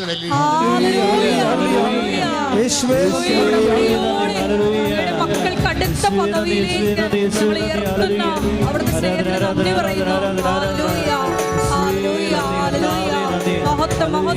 ജീവിക്കുന്ന യേശുവിന്റെ സാന്നിധ്യത്തെ ജനതകൾ കണ്ടിടട്ടെ. ഇന്നും ജീവിക്കുന്ന യേശുവിന്റെ സാന്നിധ്യത്തെ ജനതകൾ കണ്ടിടട്ടെ. കർത്താവിന്റെ കരബലം പൂർണ്ണമായി വെളിപ്പെടും. അത്ഭുതങ്ങൾ സംഭവിക്കട്ടെ. കർത്താവിന്റെ കരബലം പൂർണ്ണമായി വെളിപ്പെടും. അടയാളങ്ങൾ സംഭവിക്കട്ടെ. സാന്നിധ്യം എന്താണ് പറയുന്നത്? I will come with you. ശക്തനും ധീരനുമായിരിക്കുക, ശക്തയും ധീരയുമായിരിക്കുക. വൈ? എന്തുകൊണ്ട്? I will come with you wherever you go. നീ ശക്തയായിരിക്കണം, നീ ശക്തനായിരിക്കണം. കാരണം എന്താണ്? നീ എവിടെയെല്ലാം പോകുന്നു എന്നാണ്. ഇന്ന സ്ഥലങ്ങളിൽ അത് ഇന്ന സ്ഥലത്ത് പോകുമ്പോൾ ഞാൻ ഉണ്ടാകത്തില്ലെന്ന് പറഞ്ഞിട്ടില്ല. നീ വെന്റിലേറ്ററിൽ പോയാലും I will come with you wherever you go. നീ ICUവിലായാലും ശരി, ഐ വിൽ കം വിത്ത്. നീ പരീക്ഷാ ഹാളിലായാലും ശരി, നീ ഇൻ്റർവ്യൂവിലായാലും ശരി. കഴിഞ്ഞ ദിവസങ്ങളിൽ ഒരു ഇൻ്റർവ്യൂ ഉണ്ടായി. ഒരു മോളുടെ സാക്ഷ്യം ഉണ്ടായിരുന്നു. അവൾ കംപ്ലീറ്റ് മലയാളം മീഡിയമാണ്. ഇവൾക്ക് അതേസമയം തന്നെ കക്ഷി ഉടമ്പടി എടുത്തിട്ട് IATS പരീക്ഷയ്ക്ക് പോവുകയാണ്. ഇവളാണെങ്കിൽ IATS പരീക്ഷയ്ക്ക് ചെന്നപ്പോൾ തന്നെ ആളിൻ്റെ മുമ്പിൽ ഇരുന്ന്, പരീക്ഷകൻ്റെ മുമ്പിൽ നിന്നുകൊണ്ട് പറയുന്നുണ്ട്. അവളിങ്ങനെ വിറക്കണം. ആ മാഡത്തിൻ്റെ മുമ്പിൽ ഇങ്ങനെ പൂക്കല പോലെ വിറക്കുക. ഒന്നും വായിന്ന് വരണില്ല. വരുമ്പോഴൊക്കെ അവരാണ് മാഡം ചോദിക്കും, വൈ യു ആർ ഷിവറിങ്? ഇതെന്താ നിങ്ങൾക്ക് വല്ല മാനസിക രോഗമാണോ? എന്താ പറ്റി ഇത് കെട്ടിയെടുത്ത് എന്തായാലും ഇതിലേക്ക് വന്നത്? എനിക്ക് വേറെ പണിയൊന്നുമില്ലേ എന്ന രീതി അവരങ്ങനെ പറഞ്ഞില്ലെങ്കിലും അവരുടെ ബോഡി ലാംഗ്വേജ് അതാണ്, ശരീരഭാഷ അതാണ്. എന്നാൽ പിന്നെ പണ്ടാരം അടങ്ങാൻ എന്തിനാണ് ഇതിന് തലകുത്തി പറയാൻ പോയതെന്ന് ചോദിക്കുന്ന രീതിയിലുള്ള ഒരു നെഗറ്റീവ് ബോഡി ലാംഗ്വേജാണ്. അപ്പോൾ പക്ഷേ ഇവൾക്ക് റിക്കവർ ചെയ്യാൻ പറ്റണില്ല. ഭയങ്കര ചുണ്ടൊക്കെ വിറക്കണം, തൊണ്ട വിരളെന്ന് വല്ലാത്ത ഒരു പിടച്ചിലാണ്. അപ്പോൾ മാഡത്തിന് കാര്യം മനസ്സിലായി. മാഡം പറയും, തെറ്റട്ടെ, യു കണ്ടിന്യൂ എന്ന് പറയും. അങ്ങനെ 2 മിനിറ്റ് ഒരു കണക്കിന് ഇംഗ്ലീഷ് പറഞ്ഞ് സ്പീക്കിങ്ങാണ്. 2 മിനിറ്റ് 2.5 മണിക്കൂർ ഇംഗ്ലീഷ് പറഞ്ഞു കഴിഞ്ഞപ്പോൾ തന്നെ ഈ ആളിൻ്റെ ഗ്യാസ് തീർന്ന്, പഠിച്ചു വെച്ച സംഭവങ്ങളെല്ലാം തീർന്ന്. പിന്നെ എന്ത് പറയണമെന്ന് അറിയാമല്ലോ, പിന്നെ നിന്ന് വിറക്കുകയാണ്. അപ്പോൾ മാഡം പറഞ്ഞു, നിങ്ങൾക്ക് 5 മിനിറ്റല്ലേ ഉള്ളത്, 5 മിനിറ്റ് കണ്ടതിന് 5 മിനിറ്റ് പറഞ്ഞ് ഒപ്പിക്കാൻ പറഞ്ഞു. കാര്യം അവിടെ രക്ഷപ്പെടുത്താൻ വേണ്ടി പറഞ്ഞതാണ്. കാര്യം പറഞ്ഞ് അവസാനിപ്പിക്കണമല്ലേ, ആളെ പറഞ്ഞു. അവൾ 5 മിനിറ്റ് ആദ്യം പറഞ്ഞത് 2.5 മിനിറ്റല്ലേ പറഞ്ഞിരിക്കണത്, അത് തന്നെ പിന്നെ റിപ്പീറ്റ് ചെയ്ത്. കാര്യം വിറക്കണ പറയണമെന്നൊരു പിടിയില്ല. ഒരു കണക്കിന് അവിടെ നിന്ന് കഴിഞ്ഞ് താടി പുറത്ത് വീണ്. പേടിയാ ശരിക്കും ആളിനെ. പക്ഷേ എന്താ സംഭവം? വാഗ്ദാനം എന്താണ്? I will come with you wherever you go. നീ പോകുന്നിടത്തെല്ലാം, ഏത് സ്പീക്കിംഗ് ആയാലും ഏത് ഇൻ്റർവ്യൂവിനായാലും I will come with you. Report വന്നപ്പോൾ എന്താ വന്നിരിക്കുന്നത്? അവർക്ക് B ഗ്രേഡ്. ട്രോളർമാർ ചിലപ്പോൾ എൻ്റെ ഈ പ്രസംഗം തന്നെ എടുത്ത് ട്രോൾ ചെയ്ത് വരും. കാര്യം എന്താ, ഇതിൻ്റെ അത് യുക്തിയില്ലല്ലോ. കാര്യം വിറച്ചതുള്ളി 2.5 മണിക്കൂർ പറഞ്ഞു, 2.5 മണിക്കൂർ പറഞ്ഞപ്പോൾ തന്നെ നമ്മുടെ ഉണ്ടായിരുന്ന കരിമരുന്ന് തീർന്ന് പിന്നെ ഒരു 2.5 മണിക്കൂർ ബാക്കി കിടക്കണ കാരണം എന്തെങ്കിലും പറഞ്ഞ് തുലച്ചിട്ട് പോകാൻ പറയുമ്പോഴും ആ പറഞ്ഞത് തന്നെ തന്നെയും പിന്നെയും പറയുന്നു. പക്ഷേ റിസൾട്ട് വരുമ്പോൾ B ഗ്രേഡ്. നിങ്ങൾ സാക്ഷ്യം കേൾക്കണം, യൂട്യൂബിൽ കിടപ്പുണ്ട്. പക്ഷേ എന്താ പ്രശ്നം വെച്ച് കഴിഞ്ഞാൽ ഇതാണ് മെറിറ്റ് ആൻഡ് ഡീമെറിറ്റ്സ് എന്ന് പറയണത്. അവൾ വിറച്ചെന്ന് പറയുമ്പോൾ എന്താ എൻ്റെ അർത്ഥം? അവിടെ തൊണ്ട വരണ്ടു എന്നൊക്കെ പറയുമ്പോൾ എൻ്റെ അർത്ഥം എന്താണ്? എനിക്ക് മെറിറ്റ് ഇല്ലെന്ന് എൻ്റെ അർത്ഥം. യോഗ്യതയില്ല. യോഗ്യതയില്ലെന്ന് പറഞ്ഞാൽ അതൊരു ഡെഡ് എൻഡ് അല്ല. ഒരു വിശ്വാസിയെ സംബന്ധിച്ചിടത്തോളം നിനക്ക് യോഗ്യതയില്ലെന്ന് പറഞ്ഞാൽ പിന്നെ എന്താണ്? കർത്താവിൻ്റെ സാധ്യത തുറന്നു വരാൻ പോകുന്നു. That is grace. എപ്പോഴും ബൈബിൾ വായിക്കുമ്പോൾ എപ്പോഴും നിങ്ങൾക്ക് മനസ്സിലാകണത് ഈ മെറിറ്റ് എന്ന് പറയുന്ന സാധാരണ മനുഷ്യനെ ഉണ്ടാകുന്ന യുക്തിയും ശക്തിയും ഒക്കെ ഉണ്ടാകും. ചിലപ്പോൾ പല വിഷയങ്ങളും നമ്മൾ അഭിമുഖീകരിക്കേണ്ടി വരുന്നത് മെറിറ്റിൽ അധിഷ്ഠിതമല്ല, അത് ഗ്രേസിൽ അധിഷ്ഠിതമാണ്. അതാണ് ബൈബിൾ പറയണത്, not by merit but by grace. ഇന്ന് എല്ലാവർക്കും അറിയാതെ അല്ലേ? നിങ്ങളുടെ യോഗ്യത കൊണ്ടല്ല. ഇപ്പം ഞാനൊരു കാര്യം ചോദിക്കട്ടെ. ഗോലിയാത്ത് വന്നു. ഗോലിയാത്ത് എന്ന് പറയുമ്പോൾ മഹാരാക്ഷസനാണ്. അവൻ്റെ ഷെക്കൽ 700 ഷെക്കലാണ് അവൻ്റെ പരിച. 13 അടിയാണ് അവൻ്റെ കുന്തം. ദാവീദൊരു പയ്യൻ, ഇടയ ചെറുക്കനാണ്. ദാവീദിനോട് ഗോലിയാത്ത് ചോദിക്കണേ എന്താണ്? നീ എൻ്റെ അടുത്ത് വരാൻ എന്ത് മെറിട്ടെന്നാണ് ചോദിക്കണത്. ദാവീദ് പറഞ്ഞ എന്താണ്? മെറിറ്റില്ല, പക്ഷേ ഗ്രേസ് ഉണ്ടെന്ന് പറയും. അതല്ലേ സംഭവം. നിങ്ങളെന്താ ആ ഭാഗം ഒന്ന് വായിച്ചു നോക്കുക. അതായത് 1 സാമുവേൽ 17:45. ശ്രദ്ധിക്കട്ടെ. സാമുവേൽ 17:43-45. ഗോലിയാത്ത് ദാവീദിനോട് ചോദിച്ചു, എന്റെ നേരെ വടിയുമായി വരാൻ ഞാനൊരു പട്ടിയോ? ദാവീദിന്റെ കയ്യിലുള്ള എന്താണ്? ഒരു വടി, ഇടയൻ്റെ വടിയാണ്. അതൊക്കെ മെറിറ്റില്ല. അതാണ് ദാവീദ് ഈ 13 അടി നീളം കുന്തവും പിടിച്ചിരിക്കുന്ന ഒരു രാക്ഷസൻ്റെ അടുത്ത് ഒരു വടിയും പിടിച്ചിട്ട് ഒരു മനുഷ്യൻ വരികയാണ്. അപ്പോൾ ഗോലിയാത്ത് ഉടനെ ചോദിക്കുകയാണ്, what merit you have to face me? നീ എന്നെ അഭിമുഖീകരിക്കാൻ നിനക്കെന്നാ യോഗ്യത എന്ന് പറയും. അതിനെ ദാവീദ് പറയുന്നൊരു ഉത്തരമുണ്ട്. ശ്രദ്ധിക്കട്ടെ. ഹല്ലേലൂയ. ദാവീദ് പ്രതിവചിച്ചു, വാളും കുന്തവും ചാട്ടുളിയുമായി നീ എന്നെ നേരിടാൻ. അതാണ് നിന്റെ മെറിറ്റ്, യോഗ്യത. വാളും കുന്തവും ചാട്ടുളിയുമായി നീ എൻ്റെ അടുക്ക വരുന്നു. ഞാനാകട്ടെ നീ നിന്ദിച്ച ഇസ്രായേൽ സേനകളുടെ ദൈവമായ സൈന്യങ്ങളുടെ കർത്താവിന്റെ നാമത്തിൽ കൈയിടിച്ച് അടിച്ച് നിലംപരശാക്കുന്ന ഏത് പ്രതിയോഗിയുടെ മുമ്പിൽ, അത് പരീക്ഷയാകട്ടെ, കോടതിയാകട്ടെ, സർക്കാർ ഓഫീസ് ആയിക്കോട്ടെ, ആശുപത്രി ആയിക്കോട്ടെ, ഓപ്പറേഷൻ തിയേറ്റർ ആയിക്കോട്ടെ, എവിടെ ചെന്നാലും നീ പറയണം എന്താണ്? ഞാൻ വന്നിരിക്കുന്നത് ഞാൻ ഉടമ്പടി ചെയ്ത ദൈവത്തിൻ്റെ നാമത്തിലാണ്. ഒന്ന് പറഞ്ഞ ദൈവവേദലെ, ഞാൻ വന്നിരിക്കുന്നത് ഞാൻ ഉടമ്പടി ചെയ്ത എൻ്റെ ദൈവത്തിൻ്റെ നാമത്തിലാണ്. കൈയടിച്ച്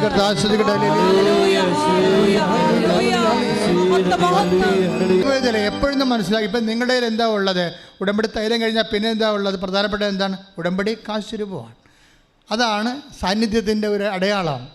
എന്താ വിഷയം? ഞാൻ വന്നിരിക്കുന്നത്, ഞാൻ നിങ്ങൾ പറഞ്ഞിട്ടുണ്ട്, പ്രധാനപ്പെട്ട ഓപ്പറേഷന് പോകുമ്പോഴെല്ലാം, പ്രധാനപ്പെട്ട വിഷയത്തിന് പോകുമ്പോഴെല്ലാം നിങ്ങളുടെ കയ്യിൽ ഉടമ്പടി കാശുരൂപം ഉണ്ടായിരിക്കും. എന്താ കാര്യം? നിങ്ങൾക്ക് പക്ഷേ കാശുരൂപം ഉണ്ടായിട്ട് കാര്യമില്ല. അതേസമയം തന്നെ നമ്മൾക്ക് മനസ്സിലൊരു ഒരു വിശ്വാസമുണ്ടാണ്. എന്താണ്? ഞാൻ വന്നിരിക്കുന്നത് സൈന്യൻ്റെ കർത്താവായ ദൈവത്തിൻ്റെ നാമത്തിലാണ്. പരിശുദ്ധ അമ്മ, കാര്യം ദൈവത്തിൻ്റെ നാമത്തിൽ പരിശുദ്ധ അമ്മയുടെ മധ്യസ്ഥലൊക്കെ ചെയ്യുമ്പോഴേ എന്താ സംഭവിക്കണത്? നമ്മുടെ കൂടെ ആര് വരും? I will come with you. അതല്ലേ ഉടമ്പടിയുടെ വാഗ്ദാനം. ഞാൻ നിൻ്റെ കൂടെ വരും. ആരാണ്? നീ എവിടെ പോയാലും വരുമെന്ന്. കഴിഞ്ഞ ദിവസങ്ങളിൽ റോഷൻ്റെ സാക്ഷ്യം എന്താണ്? റോഷന് 3 വർഷമായിട്ട് മക്കളില്ല. കോട്ടയംകാരനാണ്. 3 വർഷം മക്കളില്ല. അപ്പോൾ അവസാനം മക്കളില്ലാത്ത ഒരു അവസ്ഥയിൽ ഭാര്യയും ഭർത്താവും, ഒരാൾ ഇവിടെയും ഒരാൾ അവിടെയും ഒക്കെ ആയിട്ട് അങ്ങനെ ജീവിക്കുകയാണ്. അപ്പോൾ ഇങ്ങനെ മക്കളില്ലാത്തൊരു കാലം ഇങ്ങനെ കടന്നു പോവുകയാണ്. പക്ഷേ അതേസമയം ജോലിയെ പഴുതി ഇവർക്ക് കുറച്ച് കാലം മാത്രമേ ഒരുമിച്ച് താമസിക്കാൻ പറ്റുള്ളൂ. അല്ലാത്തപ്പോൾ ആണ്ടിൽ 10 മാസം അവർ പുറത്താണ്, സെപ്പറേറ്റഡ് ആണ്. ഇങ്ങനെയൊക്കെ പല സാങ്കേതിക ജീവിത പ്രശ്നങ്ങൾ കാരണമാണ് മക്കളില്ലാതെ പോരണത്. പക്ഷേ അവരെ ട്രൈ ചെയ്തിട്ട് മക്കൾ ഉണ്ടായിട്ടുമില്ല, അപ്പോൾ ഇനി മക്കൾ ഉണ്ടാകുമെന്ന് അറിയത്തുമില്ല. ഇങ്ങനെ ആകപ്പാട് കൺഫ്യൂഷൻ ആയിരിക്കുന്ന സമയത്താണ് ഇവർ ഉടമ്പടി ചെയ്യണത്. ഉടമ്പടി ചെയ്യണത് അവരുടെ വീട്ടിലാരോ ഉടമ്പടി ചെയ്യണതാണ്. പിന്നീട് അവർ നേരെ വന്ന് ആ ഉടമ്പടിയുടെ ശക്തി മനസ്സിലാക്കിയിട്ടാണ് ഇവർ ഉടമ്പടി ചെയ്യണത്. പക്ഷെ ഉടമ്പടി ചെയ്യുമ്പോൾ സംഭവിക്കേണ്ട ഒരു വിഷയമുണ്ട്. അന്ന് രാത്രി ഈ റോഷൻ ഒരു സ്വപ്നം കാണും. എന്താ സ്വപ്നമാണെന്ന് വെച്ചാൽ, അവനൊരു വഴിയിൽ നിന്ന് എവിടെ യാത്ര പോയിട്ട് വീട്ടിലോട്ട് വരികയാണ്. റോഡേ ഇറങ്ങി വീട്ടുവഴിയിലേക്ക് വരികയാണ്. വഴി കൊണ്ടുവരുമ്പോൾ അമ്മ മാതാവ് ഇവൻ്റെ കൂടെ വരുന്നു. പക്ഷെ ഒരു വ്യത്യാസമുണ്ട്. എന്താണ്? അമ്മ മാതാവ് പ്രഗ്നൻ്റാണ്. അതാണ് സ്വപ്നത്തിൻ്റെ വിഷയം. ഗർഭിണിയായ മാതാവ്. അപ്പോൾ ഞാനും അമ്മയും കൂടി സംസാരിച്ചുകൊണ്ട് വരികയാണ്. അപ്പം അമ്മ ഗർഭിണിയാണ്, മാതാവാണ് എൻ്റെ കൂടെ ഉള്ളതെന്ന് ഞാൻ സ്വപ്നത്തിൽ കൃത്യമായിട്ട് കാണുന്നുണ്ട്. അപ്പോൾ ഞങ്ങൾ വന്നപ്പോൾ പെട്ടെന്ന് മഴ പെയ്തു. ഞാനും അമ്മയും കൂടി വരുമ്പോൾ പെട്ടെന്ന് മഴ പെയ്തപ്പോൾ ഞങ്ങളൊരു വീട്ടിലോട്ട് പ്രവേശിച്ചു. അപ്പോൾ ആ വീട്ടിൽ ഉടമ്പടി പ്രാർത്ഥനയുടെ പ്രത്യക്ഷീകരണ പ്രാർത്ഥന ചൊല്ലിക്കൊണ്ടിരിക്കുകയായിരുന്നു. ആ സമയം മഴ കഴിഞ്ഞ് പുറത്തോട്ടിറങ്ങിയപ്പോൾ അമ്മ ഒരു കുഞ്ഞിനെ എനിക്ക് തന്നിട്ട് അമ്മ പോയി. ഞാൻ കുഞ്ഞുമായിട്ട് വീട്ടിലോട്ട് പോകുന്നു. ആ ആഴ്ചയിൽ എൻ്റെ ഭാര്യ പ്രഗ്നൻ്റ് ആയെന്ന്. ശ്രദ്ധിക്കട്ടെ. ഹല്ലേലൂയ. ശുദ്ധ പരമ ദിവ്യകാരുണ്യത്തിന്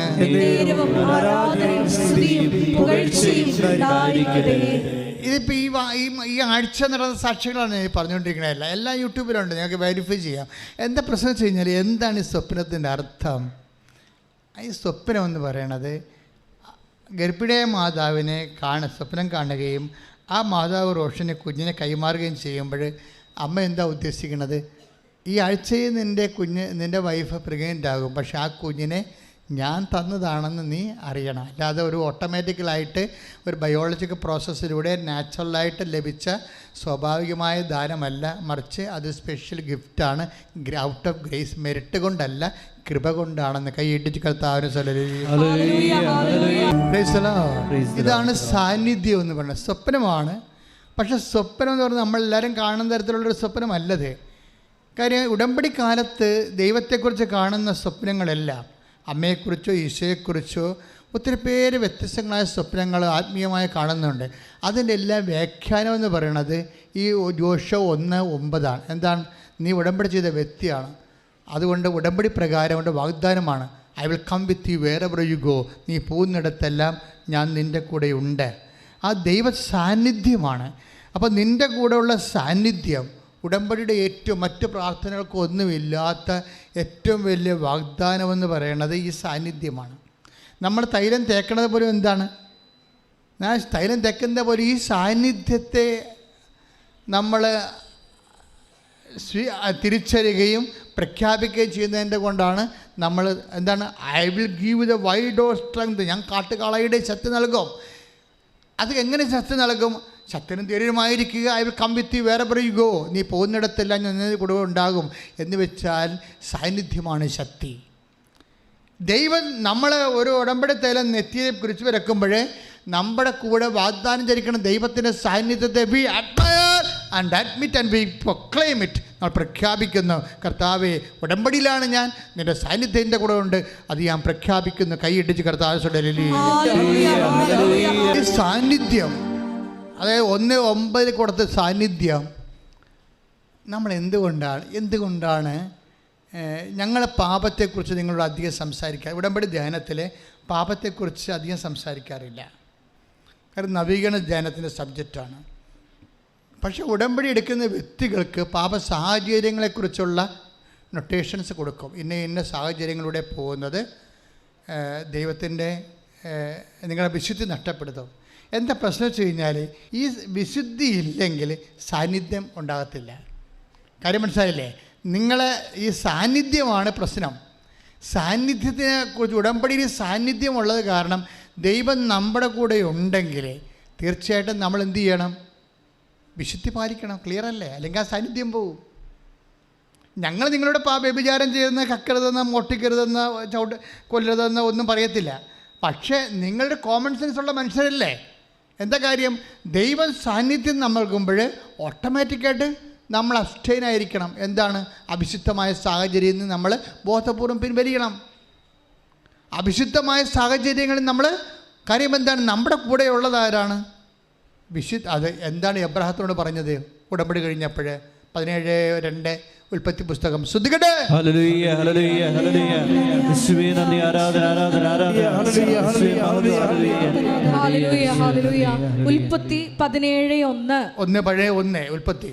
സർവശക്തനായ ദൈവമാണ് ഞാൻ. ഒന്ന് പറഞ്ഞേ. സർവശക്തനായ ദൈവമാണ് ഞാൻ. എന്റെ മുമ്പിൽ വ്യാപരിക്കുക, കുറ്റമറ്റവനായി വർത്തിക്കുക. എപ്പോഴും പറയേണ്ട ആവശ്യമുണ്ടോ? അതായത് ഉടമ്പടി ചെയ്യുമ്പോൾ ദൈവം നമ്മുടെ ബൈസ്റ്റാൻഡറെ പോലെ ദൈവത്തിൻ്റെ സാന്നിധ്യം നമ്മുടെ കൂടെയാണ്. ആ ദൈവത്തിൻ്റെ വിശുദ്ധനായ ദൈവം നമ്മുടെ കൂടെ വസിക്കുമ്പോൾ ഇപ്സഫാത്തോ കോമൺ സെൻസ് ഉള്ള ആർക്കായാലും അറിയാം നമുക്കെന്താണ്, നമ്മളും വിശുദ്ധനായിരിക്കണം. അതുകൊണ്ട് ഞാൻ വിശുദ്ധനായിരിക്കുന്ന പോലെ നിങ്ങളും വിശുദ്ധരായി കർത്താവ് പറഞ്ഞല്ലേ. ലേവ്യർ 11:45. ലേവ്യർ 11:45. നിങ്ങളുടെ ദൈവമായിരിക്കേണ്ടതിന് പറഞ്ഞ നിങ്ങളുടെ ദൈവമായിരിക്കും. ഏറ്റു പറഞ്ഞ നിങ്ങളുടെ ദൈവമായിരിക്കേണ്ടതിന് ഈജിപ്തിൽ നിന്ന് നിങ്ങളെ ആനയിച്ച കർത്താവ് ഞാനാകുന്നു. നിങ്ങൾ പരിശുദ്ധരായിരിക്കുവിൻ. എന്തെന്നാൽ ഞാൻ പരിശുദ്ധനാണ്. ഈ സാന്നിധ്യമാണ് പരിശുദ്ധിയെ നമ്മൾ ആവശ്യപ്പെടുന്നത്. ഉടമ്പടി എടുക്കുമ്പോൾ ദൈവത്തിൻ്റെ സാന്നിധ്യം നമ്മുടെ കൂടെ ഉണ്ടാവും.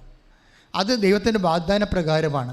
പക്ഷേ ആ സാന്നിധ്യത്തിൻ്റെ സാന്നിധ്യം ഉറപ്പുവരുത്താൻ നമ്മളെന്താ ചെയ്യേണ്ടത്? നമ്മൾ വിശുദ്ധിയിൽ വ്യാപരിക്കണം. മനസ്സിലായോ? ഉടമ്പടി എടുത്തിട്ട് ഇപ്പോൾ കഴിഞ്ഞ ഒരു ദിവസം എന്നോട് പറഞ്ഞു, അച്ഛാ മകളുടെ കല്യാണം ഒന്നും ശരിയാണില്ല, 2-3 ചെക്കന്മാർ ഒരുമിച്ച് വന്നിട്ടുണ്ട്, ഒരാൾക്ക് എല്ലാവർക്കും നമുക്ക് അക്സെപ്റ്റബിളാണ്, പക്ഷേ ഇതിൽ ആരെയാണ് നമ്മൾ തിരഞ്ഞെടുക്കേണ്ടതെന്ന് അറിയത്തില്ല എന്ന് പറഞ്ഞ് പേരും കൊണ്ടുവന്നു. അപ്പോൾ പേരും കൊണ്ടുവന്നപ്പോൾ ഞാൻ ചോദിച്ചു, ചേച്ചി സാക്ഷ്യമുണ്ടോ? സാക്ഷ്യമുണ്ടെന്ന് പറഞ്ഞു. സാക്ഷ്യമില്ലെങ്കിൽ സന്ദേശം എടുക്കത്തില്ല. കാര്യം ഇവരുടെ ഉടമ്പടി ദൈവം അംഗീകരിച്ചിട്ടില്ലല്ല. ദൈവം അത് സാക്ഷ്യം ഭയങ്കര സീരിയസായ മക്കളെ. എന്തെങ്കിലും വിഷയം ഉണ്ടാകുമ്പോഴെങ്കിൽ സാക്ഷ്യത്തിന് വില അറിയത്തുള്ളൂ. ഇപ്പം നിങ്ങളിങ്ങനെ കറങ്ങി തിരിഞ്ഞ് നടക്കാം, പക്ഷേ ഒരു ഇഷ്യൂ ഉണ്ടായി ഒരു തീരുമാനം എടുക്കേണ്ടി വരുമ്പോൾ മെസ്സേജ് എടുക്കേണ്ടി വരും. അപ്പോഴാണ് ചോദിക്കുന്നത് സാക്ഷ്യം എന്തെന്ന് ചോദിക്കും. അല്ലാതെ തന്നെ നിങ്ങൾക്കറിയാമല്ലോ, ഒരിക്കൽ സാക്ഷ്യം നിങ്ങൾ പറഞ്ഞ് ദൈവത്തെ മഹത്വപ്പെടുത്താതെ ഒളിച്ച് നടന്നാൽ പിന്നെ സ്വാഭാവികമായിട്ട് അടുത്തൊരു വിഷയം നിങ്ങൾക്ക് വരുമ്പോൾ ദൈവം നിങ്ങളെ സപ്പോർട്ട് ചെയ്യത്തില്ല. കാര്യം എന്താണ്? നിങ്ങൾ വയറ്റിപ്പഴപ്പിന് വേണ്ടി ദൈവത്തെ ദുരുപയോഗിക്കുന്ന ആളാണ്. കാര്യം ദൈവത്തെ മഹത്വപ്പെടുത്താൻ നിങ്ങൾക്ക് പോരായ്മയായി നിങ്ങൾ കരുതുന്നു. അതുകൊണ്ട് സ്വാഭാവികമായിട്ട് അടുത്ത ഒരു ഇഷ്യൂ നിങ്ങൾ ഓർക്കണമെന്ന് വെച്ച് കഴിഞ്ഞാൽ ഇതോടുകൂടി ലോകം അവസാനിക്കും എന്ന് നിങ്ങൾ വിചാരിക്കരുത്. നിങ്ങൾക്ക് ജോലി കിട്ടി, വീട് കിട്ടി, വിവാഹം നടന്നു, ഇതോടുകൂടി ലോകം അവസാനിക്കുമെന്ന് വിചാരിക്കരുത്. നാളെ ഇതിനേക്കാൾ ഇരട്ടി പ്രശ്നം ഉണ്ടാകുമ്പോൾ ദൈവദൃശ്യന് തന്നെ എന്ത് മോന്തിയമായിട്ട് നിങ്ങൾ വരും? അത് ഓർക്കണം. അതുകൊണ്ട് സാക്ഷ്യം പറഞ്ഞ് മാറണം. അതിപ്പോൾ ഇവിടെ അച്ഛനെ കാണാൻ വേണ്ടി തന്നെയല്ല, ദൈവദൃശ്യന് ഇനിയുള്ള കാലം കൃപയിൽ വ്യാപരിക്കാൻ ഒരു സാക്ഷ്യം ഒരു മസ്റ്റാണ്. ഇപ്പോൾ ഇവിടെ പറയാൻ പറ്റിയ ക്വാളിറ്റി ഇല്ലെങ്കിൽ ഞങ്ങൾ ഒപ്പിട്ട് തരും, അത് നിങ്ങളുടെ കയ്യിൽ ഉണ്ടാകണം. ഇപ്പോൾ ഞാൻ ചേർത്ത് ചോദിച്ച് സാക്ഷ്യം പറഞ്ഞതാണ്, സാക്ഷ്യം പറഞ്ഞില്ല, പറയാൻ ഒപ്പിട്ട് തന്നിട്ടുണ്ടെന്ന് പറഞ്ഞു. അപ്പോൾ ഞാൻ ഒപ്പിട്ട് നോക്കി.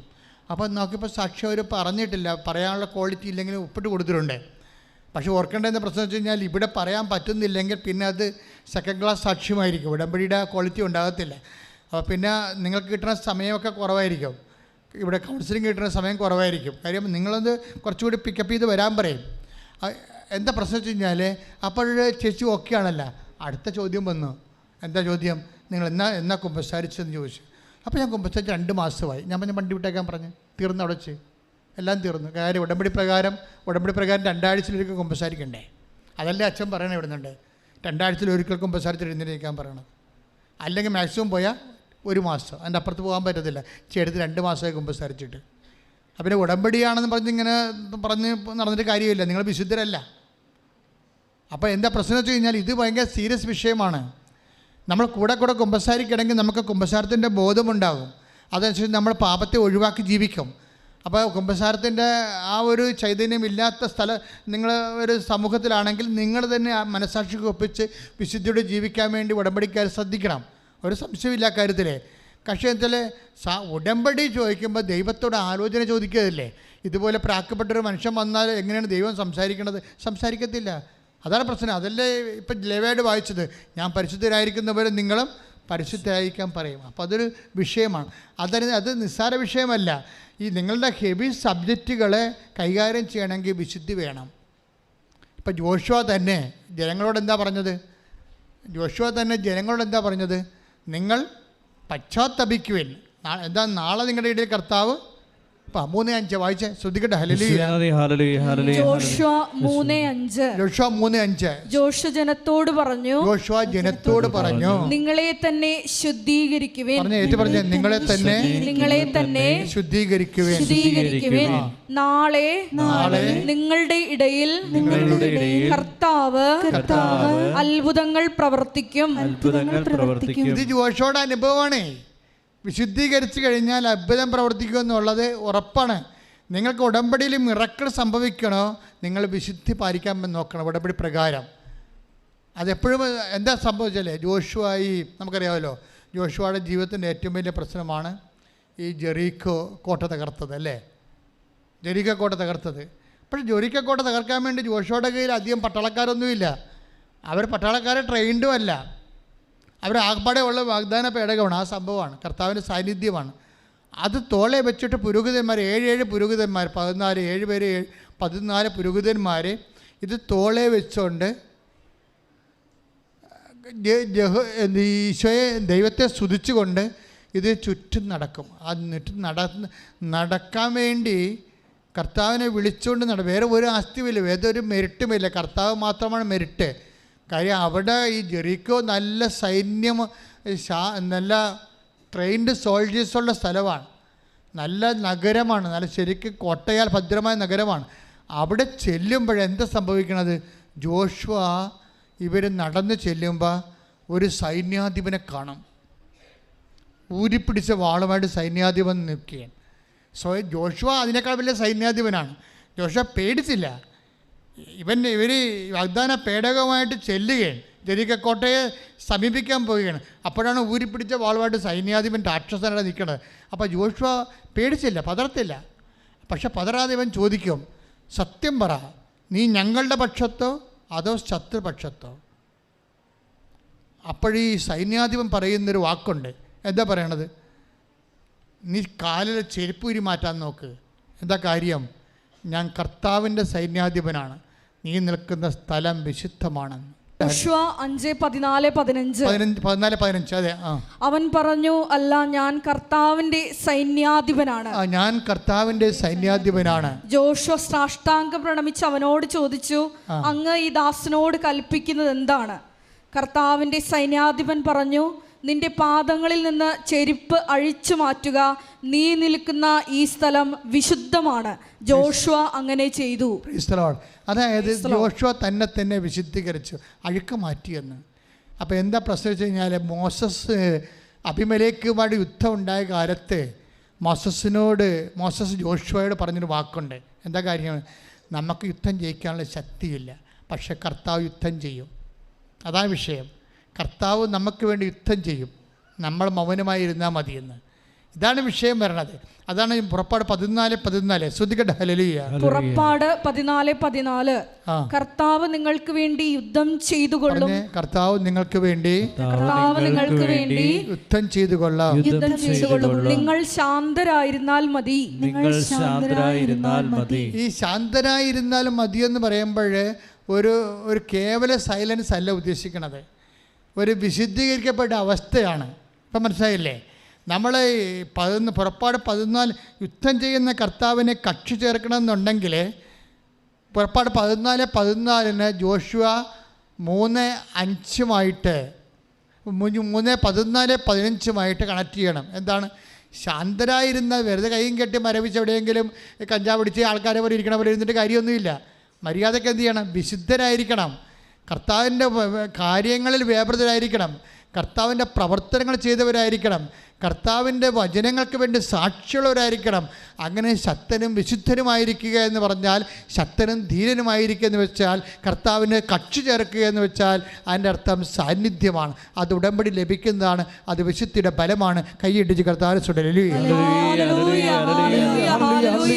ഉടമ്പടിയിലൂടെ ഞങ്ങളെ തന്നെ വിശുദ്ധീകരിച്ച് ഈശോയുടെ ശക്തിക്ക് പറയാനുള്ള ഒരു പാത്രമാകുവാൻ ചെറിയ ധ്യാനത്തിലൂടെ അഭിഷേകം ചെയ്യണമേ. Hallelujah, hallelujah. മഹത്വം, മഹത്വം, മഹത്വം, മഹത്വം. Hallelujah, hallelujah. ശ്രീനന്ദി, യേശുവേ ആരാധന. Hallelujah, hallelujah, hallelujah.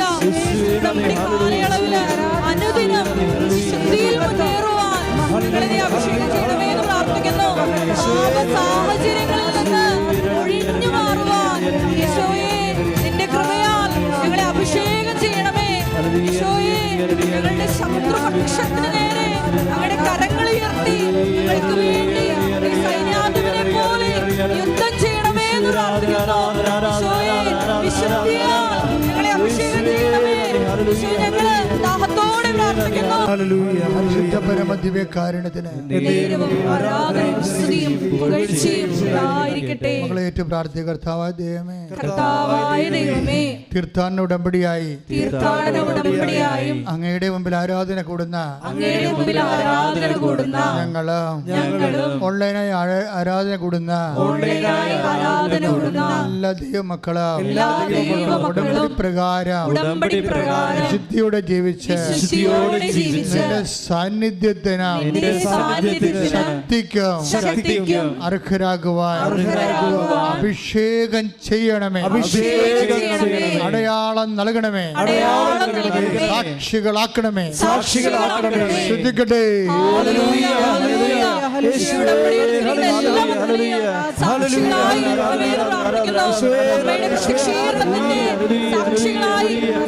സാക്ഷികളായി ഞങ്ങളെ ഉയർത്തണമെന്ന് പ്രാർത്ഥിക്കുന്നു. Hallelujah, hallelujah. മഹത്വം, മഹത്വം. ആരാധന, ആരാധന. നമ്മൾ സാന്നിധ്യത്തെക്കുറിച്ചാണ് ഇപ്പോൾ കർത്താവ് നമുക്ക് വെളിപാട് നൽകുന്നത്. ഇതിപ്പോൾ മുമ്പത്തെ കാലത്തേക്കാളും, അതായത് നേരത്തെ ഇപ്പം എനിക്കറിയാം കഴിഞ്ഞ കൊല്ലത്തേക്കാളോ, മുമ്പത്തെ കാലം ഞാൻ ഉദ്ദേശിച്ച കഴിഞ്ഞ കൊല്ലമാണ്. കഴിഞ്ഞ കൊല്ലത്തേക്കാളും കോവിഡ് കഴിഞ്ഞതിന് ശേഷം നമ്മൾ വീണ്ടും കൃപാസനം റീസ്റ്റാർട്ട് ചെയ്തതിന് ശേഷം അതുവരെ ഉണ്ടാകുന്നൊരു കോവിഡ് കാലമുണ്ടല്ലോ, അതുവരെ ഉണ്ടായിരുന്ന ഉടമ്പടിക്കാലമില്ലേ, അതിനേക്കാളും ഇപ്പം സാന്നിധ്യം കൂടുതലാണ്. അതാണ് ഇപ്പം നിങ്ങളെ എല്ലാ സാക്ഷ്യവും കേൾക്കുന്നില്ലല്ലോ, ഞാൻ മിക്കവാറും എല്ലാ സാക്ഷ്യവും കേൾക്കുന്നുണ്ട്. അപ്പോൾ എന്താ പ്രശ്നം വെച്ചാൽ മുമ്പത്തെക്കാളും ആൾക്കാരുടെ കൂടെയുള്ള ദൈവത്തിൻ്റെ സാന്നിധ്യം ഇപ്പം കൂടുതലാണ്.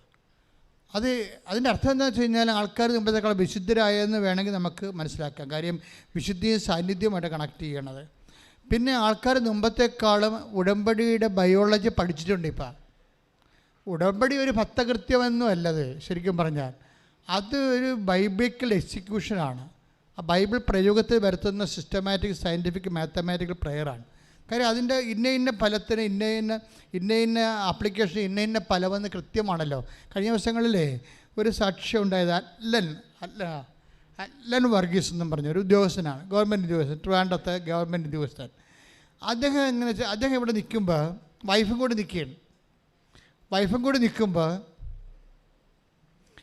അദ്ദേഹത്തിന് മാതാവിനോടുള്ള ഒരു സങ്കടമാണ്.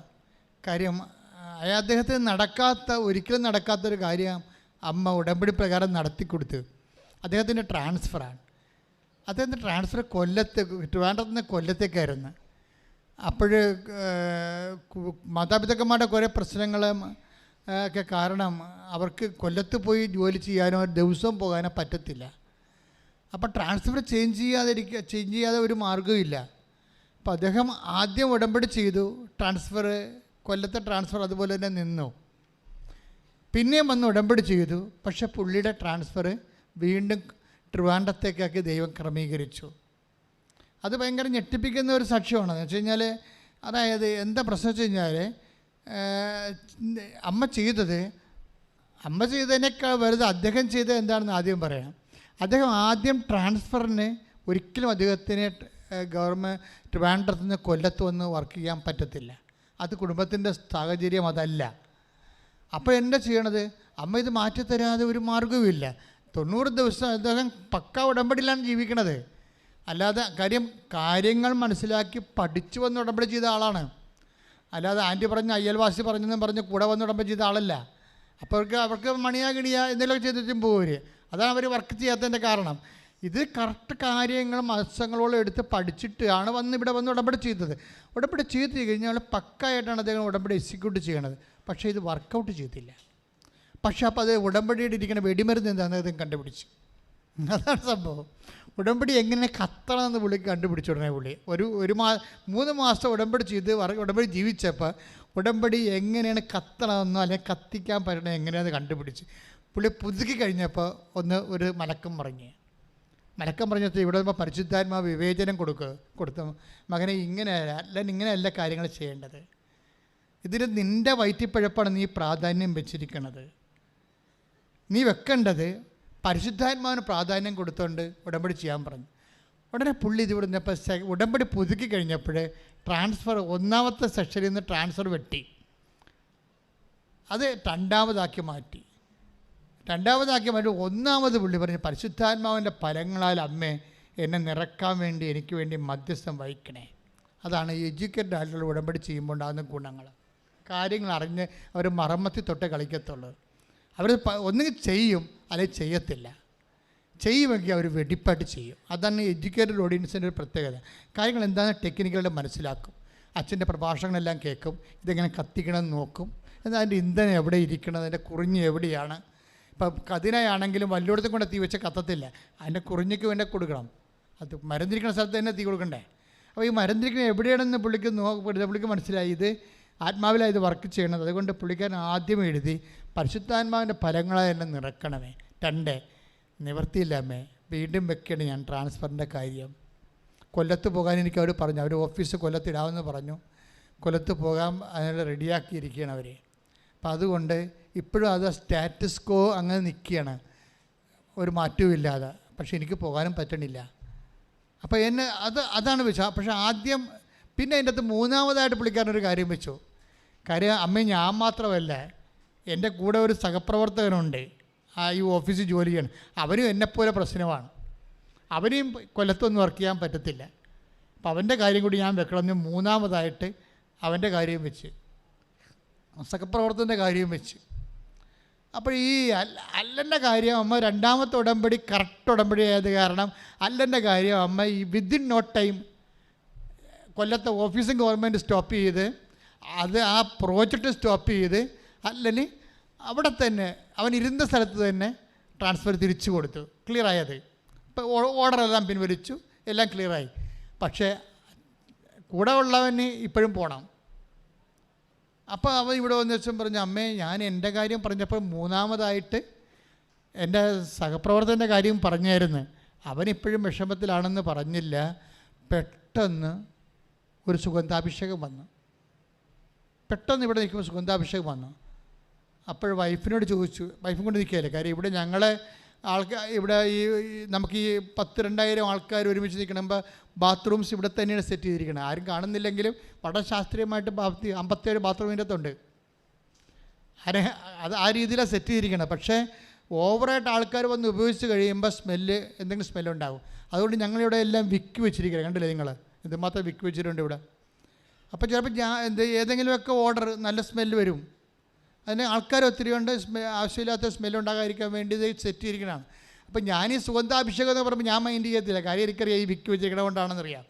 പക്ഷേ ഇത്തെ പ്രോബ്ലം വെച്ച് കഴിഞ്ഞാൽ ഈ വിക്കിൻ്റെ സ്മെല്ലല്ല, വേറെ ഒരു വെറൈറ്റി സ്മെല്ലാണ് ഇതിൻ്റെ മാതാവിൻ്റെ സ്മെല്ലെന്ന് പറയുമ്പോൾ. അപ്പോൾ ഉടനെ വൈഫ് അടുത്ത് നിൽപ്പുണ്ട്. വൈഫോട് ചോദിക്കും, എനിക്ക് വല്ലാത്തൊരു സ്വർഗീയ സുഗന്ധം ഫീൽ ചെയ്യണമല്ല, നിനക്ക് വല്ലതും തോന്നിയോ? അപ്പോൾ പറഞ്ഞു എനിക്കൊന്നും തോന്നിയില്ല. വീണ്ടും ചോദിച്ചു, അയാൾക്ക് സ്മെല്ല് ശരി വരുന്നുണ്ട്.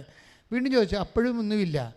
കുറച്ച് കഴിഞ്ഞപ്പോൾ അയാളുടെ മനസ്സിലൊരു ഇൻഡ്യൂഷൻ വന്നു, കൂട്ടുകാരനെ വിളിക്കുക വന്നു. അയാൾ പുറത്തോട്ട് ഇറങ്ങിയിട്ട് കൂട്ടുകാരനെ വിളിച്ചു, നിൻ്റെ ട്രാൻസ്ഫറിന് വല്ലതും സംഭവിച്ചോടാന്ന് ചോദിച്ചു. അപ്പോൾ പറഞ്ഞു എൻ്റെ ട്രാൻസ്ഫർ ക്യാൻസലാക്കിയെന്ന് പറഞ്ഞു.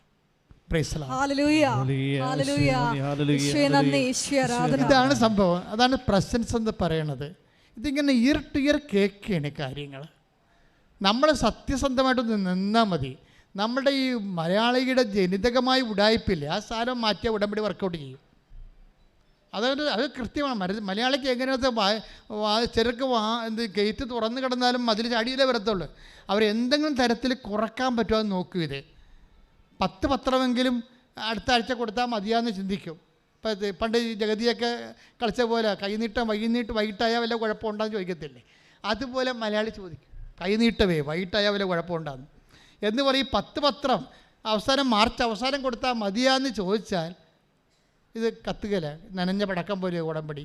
എന്താ കാര്യം? ഇതിനൊരു ലിമിറ്റഡ് ഒരു സ്പീഡുണ്ട്. അത് നിങ്ങളുടെ സ്പിരിച്വൽ എന്തൂസിയാസത്തിൻ്റെ ഭാഗമാണ്. എന്ന് വെച്ച് കഴിഞ്ഞാൽ അതാണ് കർത്താവിൻ്റെ പുനരുദ്ധാനത്തിലാണ് സാക്ഷ്യം വഹിക്കുന്നത്. നിങ്ങൾ പത്രം കൊടുത്തു, രോഗിയെ കണ്ടു, രോഗികളെ ഇപ്പം രോഗിയെ കണ്ടാകുമ്പോൾ തന്നെ ഈശോ എന്താ പറഞ്ഞിരിക്കണമെന്ന് വെച്ചാൽ ഞാൻ രോഗിയാണെന്നല്ല പറഞ്ഞിരിക്കണത്, അല്ലേ? അവിടെ വേറെ നിങ്ങളുടെ അയൽവാസിയാണ്, പരിചയം ചിലപ്പോൾ ജന്മത്ത് പരിചയം ആദ്യമായിട്ടും കാണുന്ന രോഗിയാണ്. അതുകൊണ്ട് നിങ്ങൾ ചിലപ്പോൾ ജന്മിത്തം കളിക്കും. എന്നാൽ കിടക്കട്ടെ, എൻ്റെ കയ്യിൽ നിന്നൊരു 50 രൂപ. അപ്പം നിങ്ങൾ ജന്മിയുമായി അയാൾ കുടിയാനുമായി. അപ്പം ഇങ്ങനെയുള്ള ജന്മി കുടിയാൻ വ്യവസ്ഥിതി നിങ്ങൾക്ക് ഇത്തിരി പൈസ എന്തെങ്കിലും ഇത്തിരി മേൽക്കൈ കിട്ടിയാൽ പിന്നെ അപ്പം തന്നെ നിങ്ങൾ കോളർ പൊക്കും. കോളർ പൊക്കണ കാരണമാണ് ഈശോ പറഞ്ഞത് കോളറൊക്കെ താത്ത് രോഗിയെ ഞാനായിട്ട് കാണാൻ പറയും. അതാണ് ഈശോ പറഞ്ഞത്, ഞാൻ രോഗിയായിരുന്നു. അതാണ് പ്രശ്നം. എന്ന് വെച്ച് കഴിഞ്ഞാൽ ഞാൻ കർത്താവ് രോഗിയാണെന്ന് പറയുമ്പോൾ നമ്മളാരാകും? ദാസനാകും. അമ്മ അതാണ് ഉടമ്പടി ചെയ്യുമ്പോൾ ബേസിക്കായിട്ട് പറയണത്, നീ ഗർഭം ധരിച്ചൊരു പുത്രനെ പ്രസവിക്കും എന്ന് പറയുമ്പോൾ അമ്മ എന്താ പറയണത്? ദൈവത്തിനൊന്നും അസാധ്യമല്ലെന്ന് പറയുമ്പോൾ കർത്താവാണിത് ചെയ്യണമെന്ന് അമ്മയ്ക്ക് മനസ്സിലായില്ലേ? അമ്മ ഉടനെ എന്താ പറയണത്? ഇതാ കർത്താവിൻ്റെ ദാസി. അതാ അമ്മ ഉടമ്പടി ചെയ്യണം എന്താണ്? ദാസിയാണെന്നും പറഞ്ഞാൽ ഉടമ്പടി ചെയ്യുന്ന ഓരോ വ്യക്തികളും ആ ചെയ്യുന്ന നിമിഷം തന്നോട് തന്നെ പറയണം, ഞാൻ കർത്താവിൻ്റെ ദാസാണ്, കർത്താവിൻ്റെ ദാസിയാണ്. അമ്മയുടെ മധ്യസ്ഥതയിലാണ് ദൈവത്തോട് ഉടമ്പടി ചെയ്യണത്. കൈയടിച്ച് കർത്താവ് അല്ലെൻ്റെ സാക്ഷ്യം എന്തുകൊണ്ടാണ് പെട്ടെന്ന് വർക്ക് ചെയ്യണത്? ഇവന് പരിശുദ്ധാത്മാവിൻ്റെ ഫലങ്ങൾ കിട്ടിയ ഉടനെ, പരിശുദ്ധാത്മാവിൻ്റെ ഫലം എന്താണ്? സ്നേഹമാണ്, അല്ലേ? സ്നേഹമാണ്. അതുകൊണ്ടാണല്ലോ അവൻ രക്ഷപ്പെടാത്തതിൽ ഇവന് സങ്കടം വന്നത്. അതുകൊണ്ടാണല്ലോ അമ്മയോട് അവൻ പറഞ്ഞത്, അമ്മ അവൻ്റെ കാര്യം ശരിയായില്ല എന്ന് പറഞ്ഞത്. അപ്പോഴാണ് അമ്മ പറഞ്ഞത്, എൻ്റെ സാന്നിധ്യം നിൻ്റെ കൂടെയുണ്ട്, അവൻ്റെ കാര്യം ശരിയാക്കിയിട്ടുണ്ടെന്ന്. ഇതിന് ഒന്നും പഞ്ഞമില്ല മക്കളെ. ഇതെല്ലാം നിങ്ങൾ വരച്ച വരയിൽ നിങ്ങൾ പറയുന്ന സത്യസന്ധമാണെങ്കിൽ, നിങ്ങൾ ദൈവത്തിൻ്റെ സ്നേഹിതരാണെങ്കിൽ, ആ സ്നേഹത്തിന് വേണ്ടി സാക്ഷ്യം വഹിക്കാനാണ് നിങ്ങൾ ഉടമ്പടി എടുത്തെങ്കിൽ, ആ ലക്ഷ്യം സത്യസന്ധമാണെങ്കിൽ തീർച്ചയായിട്ടും ഉടമ്പടി ഇന്ന് കത്തും നിന്ന് കത്തും. കൈയിട്ടിച്ച് കർത്താവ് പരിശുദ്ധ പരമ ദിവ്യകാരുണ്യത്തിന് എൻ്റെ മക്കളെ, നിങ്ങൾ ഈ സാക്ഷ്യം കേൾക്കുമ്പോൾ നിങ്ങൾ ഉടനെ വല്ല വിഡ്ഢിയാന്മാരും ഉണ്ടെങ്കിൽ ബുദ്ധിപരമായിട്ട് ആലോചിക്കും. ഉള്ള ഉദ്യോഗസ്ഥന്മാരൊക്കെ ഇങ്ങനെ വീട്ടിൽ തന്നെ ട്രാൻസ്ഫർ കിട്ടണമെന്ന് പറഞ്ഞാൽ സർക്കാർ തെണ്ടിപ്പോവില്ല എന്ന് വിചാരിക്കും. അങ്ങനെ ചിന്തിക്കേണ്ട കാര്യമില്ല. അവിടെ സിറ്റുവേഷൻ അതാണ്. ചില കുഷ്മണ്ഡന്മാർ ചിന്തിക്കുകയെ ഉദ്യോഗസ്ഥന്മാരല്ല ഇങ്ങനെ ട്രാൻസ്ഫർ ചോദിച്ചാൽ പിന്നെ സർക്കാരെ തെണ്ടുവില്ല എന്ന്. എന്താ പ്രശ്നം വെച്ച് കഴിഞ്ഞാൽ അതേടെ പ്രത്യേക സിറ്റുവേഷൻസാണ്. നിൻ്റെ സിറ്റുവേഷൻ ആയിരിക്കത്തില്ല ഒരു മറ്റ് വ്യക്തിയുടെ സിറ്റുവേഷൻ എന്ന് പറഞ്ഞാൽ വ്യത്യാസം ഉണ്ടാകും. പക്ഷേ നിന്നെക്കാരത് അറിയാൻ പറ്റത്തില്ല. നിൻ്റെ ഭാര്യ ആയിരിക്കാം, നിൻ്റെ മകളായിരിക്കാം, മകനായിരിക്കാം. അവിടെ സിറ്റുവേഷൻ നിനക്ക് അറിയത്തില്ല. ഇതെല്ലാം അറിയണ ഒരാളുണ്ട്. അയാൾ നമുക്ക് വാഗ്ദാനം തന്നു, I will reinstate you in your own soil. എന്താണ്? നിൻ്റെ മണ്ണിൽ തന്നെ ഞാൻ നിന്നെ പുനഃസ്ഥാപിക്കും. വാഗ്ദാനമാണ്, ദൈവത്തിൻ്റെ വാഗ്ദാനമാണ്. I will reinstate you, പുനഃസ്ഥാപിക്കോ. എന്താണ്? In your own soil. നീ എവിടെയാണ് വേല എടുത്തത് അവിടെ തന്നെ നിന്നെ തിരിച്ചു കൊണ്ടുവരുമെന്ന് കർത്താവിൻ്റെ വാഗ്ദാനമാണ്. എസെക്കിയേലിൻ്റെ പ്രവചനങ്ങളിലുണ്ട്. എസെക്കിയേൽ 37:13-14 എൻ്റെ ആത്മാവിനെ ഞാൻ നിങ്ങളിൽ നിവേശിപ്പിക്കും. അതുപോലും എന്താണ്? ഈ അയാളെ കൊണ്ടുപോകുന്നത് എന്നെ പരിശുദ്ധാത്മാവിൽ നിറയ്ക്കണമെന്നാണ് ആ ഉദ്യോഗസ്ഥൻ പ്രാർത്ഥിച്ചിരിക്കുന്നത്. നിൻ്റെ ട്രാൻസ്ഫർ പോലും പരിശുദ്ധാത്മാവിൻ്റെ ഫലമായിട്ടാണ് വരണത്. എന്താ പറഞ്ഞ? എൻ്റെ ആത്മാവിനെ ഞാൻ നിൻ്റെ മേൽ അയക്കും. അടുത്ത നടപടി എന്താണ്? നിങ്ങൾ ജീവിക്കും. പിന്നെ ഞാൻ നിങ്ങളെ നിങ്ങളുടെ സ്വന്തം ദേശത്ത് വസിപ്പിക്കും. ഇപ്പം സ്വന്തം ദേശത്ത് പറഞ്ഞാൽ നേരത്തെ ജീവിക്കുന്ന സ്ഥലമാണ്. അതുകൊണ്ട് മലയാളം ട്രാൻസ്ലേഷൻ വരുമ്പോൾ പുനരധിവസിപ്പിക്കുമെന്ന് പറഞ്ഞിട്ടില്ല, വസിപ്പിക്കുമെന്ന് പറഞ്ഞു. പണ്ടുണ്ടായിരുന്ന സ്ഥലത്തുമാണ്, വീണ്ടും അവിടെ തന്നെ വസിപ്പിക്കുക. എൻ്റെ മക്കളെ, ഉടമ്പടി വർക്ക് ചെയ്യണമെങ്കിൽ 8810 വാഗ്ദാനങ്ങൾ ഉൾപ്പെട്ടാൽ മതി. നീ പറയണ കാര്യം അതെന്തായാലും ദൈവം നൽകിയിട്ടുള്ള മനുഷ്യരാശിയുടെ നിലനിൽപ്പിന്, എക്കാലത്തെയുള്ള നിലനിൽപ്പിന് ദൈവം നൽകിയിട്ടുള്ള 8810 വാഗ്ദാനമുണ്ട്. അതിൽ ഉൾപ്പെട്ട് കഴിഞ്ഞാൽ അത് ആ രാജ്യത്ത് നിയമപരമായിട്ട് നിലനിൽക്കുമോ ഇല്ലയോ എന്നുള്ളതും ബൈബിൾ അറിയേണ്ട കാര്യമില്ല. ദൈവം ഈ മനുഷ്യന്മാരുണ്ടാക്കിയ നിയമങ്ങളെല്ലാം ദൈവ നിയമത്തിൻ്റെ താഴെയിട്ട് അത് കണ്ട് പഠിച്ചുണ്ടാക്കിയ സംഭവമാണ്. അതുകൊണ്ടാണ് ഇത് മനുഷ്യന്മാരുടെ നിയമങ്ങൾ പോലും നിലനിൽക്കുന്നതിൻ്റെ കാര്യം എന്താണ്? ദൈവിക ഡിവൈൻ ലോ ഉള്ളത് കൊണ്ടാണ്. ഡിവൈൻ ലോ നിലനിൽക്കുന്ന ദൈവത്തിൻ്റെ വാഗ്ദാനങ്ങളിലാണ്. ചിലപ്പോൾ ദൈവികമായ വാഗ്ദാനങ്ങളെ ഈ സാധാ മാനുഷ്യ നിയമങ്ങളെയും അതിലംഘിച്ചുകൊണ്ട് ദൈവം വാഗ്ദാനം നടപ്പാക്കും. അതുകൊണ്ടാണ് ചില ആൾക്കാർക്ക് ആ ഉടമ്പടി എടുത്തു കഴിയുമ്പോൾ അവരുടെ വിസ തടഞ്ഞിട്ടിരിക്കുന്ന രാജ്യത്തിൻ്റെ നിയമങ്ങൾ തന്നെ ദൈവം മാറ്റുന്ന കാര്യം എന്താണ്? നിയമത്തെക്കാൾ വലുതാണ് ദൈവത്തിൻ്റെ വാഗ്ദാനം. കൈയടിച്ച് കർത്താവിനെ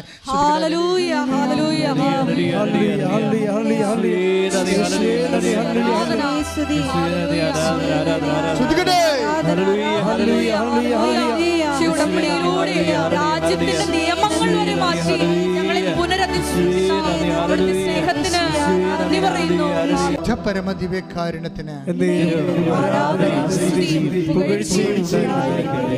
ദൈവസ്നേഹം ഉണ്ടായിരിക്കുക, പരിശുദ്ധാത്മ നിറവിൽ ജീവിക്കുക, വിശുദ്ധിയുടെ വ്യാപരിക്കുക, ദൈവത്തിൻ്റെ സാന്നിധ്യം ഉറപ്പുവരുത്തുക. ദൈവം നിങ്ങളെ അനുഗ്രഹിക്കട്ടെ. Praise the Lord. എഴുന്നേൽക്കുക, എല്ലാവരും എഴുന്നേൽക്കുക.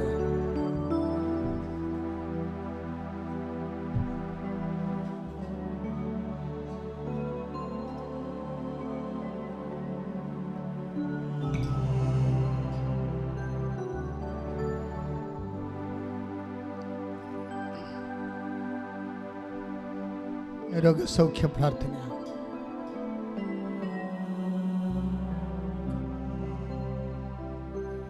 അച്ഛൻ പ്രാർത്ഥിച്ചുകൊണ്ടേയിരിക്കും, മക്കൾ സ്തുതിച്ചുകൊണ്ടേയിരിക്കുക. രോഗമുള്ളിടത്ത് കൈകൾ മാറി മാറി വെക്കണം. രോഗമുള്ളിടത്തേക്ക് കൈകൾ മാറി മാറി വെച്ചാൽ മതി. ചിലപ്പോൾ ഒരാൾക്ക് 4-5 രോഗങ്ങളുണ്ടാകും. അച്ഛൻ മാതാവിൻ്റെ മധ്യസ്ഥതയിൽ കൃപ നിറഞ്ഞു നിൽക്കുന്ന ആരാധനയുടെ അഭിഷേക നിമിഷമാണ്. നിന്റെ മക്കൾ സ്തുതിക്കട്ടെ, ഇടിമുഴക്കം പോലെ സ്തുതിക്കട്ടെ. കർത്താവേ, നിന്റെ ഉന്നതമായ നാമത്തിന് സ്വസ്ഥം ചെയ്യുന്ന കർത്താവേ, എൻ്റെ കർത്താവേ, വിശുദ്ധ പൗരോഹിത്യത്തെ മഹത്വപ്പെടുത്തണമേ കർത്താവേ. എൻ്റെ കർത്താവേ, സഭയിലുള്ള സാന്നിധ്യം പ്രകടമാക്കണമേ കർത്താവേ. 36 കൊല്ലം ഞാൻ അർപ്പിച്ച കൃപാനയുടെ യോഗ്യതയാൽ കൃപാസ്ഥാനത്താറെ ജീവനോടെ പ്രത്യക്ഷപ്പെട്ട മാതാവിൻ്റെ മാധ്യസ്ഥത്തിലെ മാരകരോഗങ്ങൾ, തീരാവേദികൾ ദൈവനാമത്തിൽ മാറിപ്പോകട്ടെ എന്ന് പ്രാർത്ഥിക്കുന്നു. കർത്താവിൻ്റെ ശക്തി കർത്താവ് നടുവേദനക്കാരെ സമർപ്പിച്ച് പ്രാർത്ഥിക്കുന്നു കർത്താവ്. നടുവേദനയ്ക്കുന്ന കർത്താവ് കിഡ്നി രോഗികളെ സമർപ്പിച്ച് പ്രാർത്ഥിക്കുന്നു കർത്താവ്. കിഡ്നി രോഗികളെ കിഡ്നി ചുളിഞ്ഞു പോയവരെ, കിഡ്നി കർത്താവ് ചുളിഞ്ഞു പോയവരെ, കിഡ്നി ചെറുതായി പോയവരെ, കിഡ്നിയിൽ കല്ലുള്ളവരെ, കിഡ്നിക്ക് വീക്കമുള്ളവരെ, കിഡ്നി വലുതാകുന്നവരെ എല്ലാവരെയും കർത്താവ് സ്പർശിക്കട്ടെ. കൈ രോഗമുള്ളിടത്തേക്ക് കൈകൾ മാറ്റി മാറ്റി ശ്രദ്ധിക്കട്ടെ.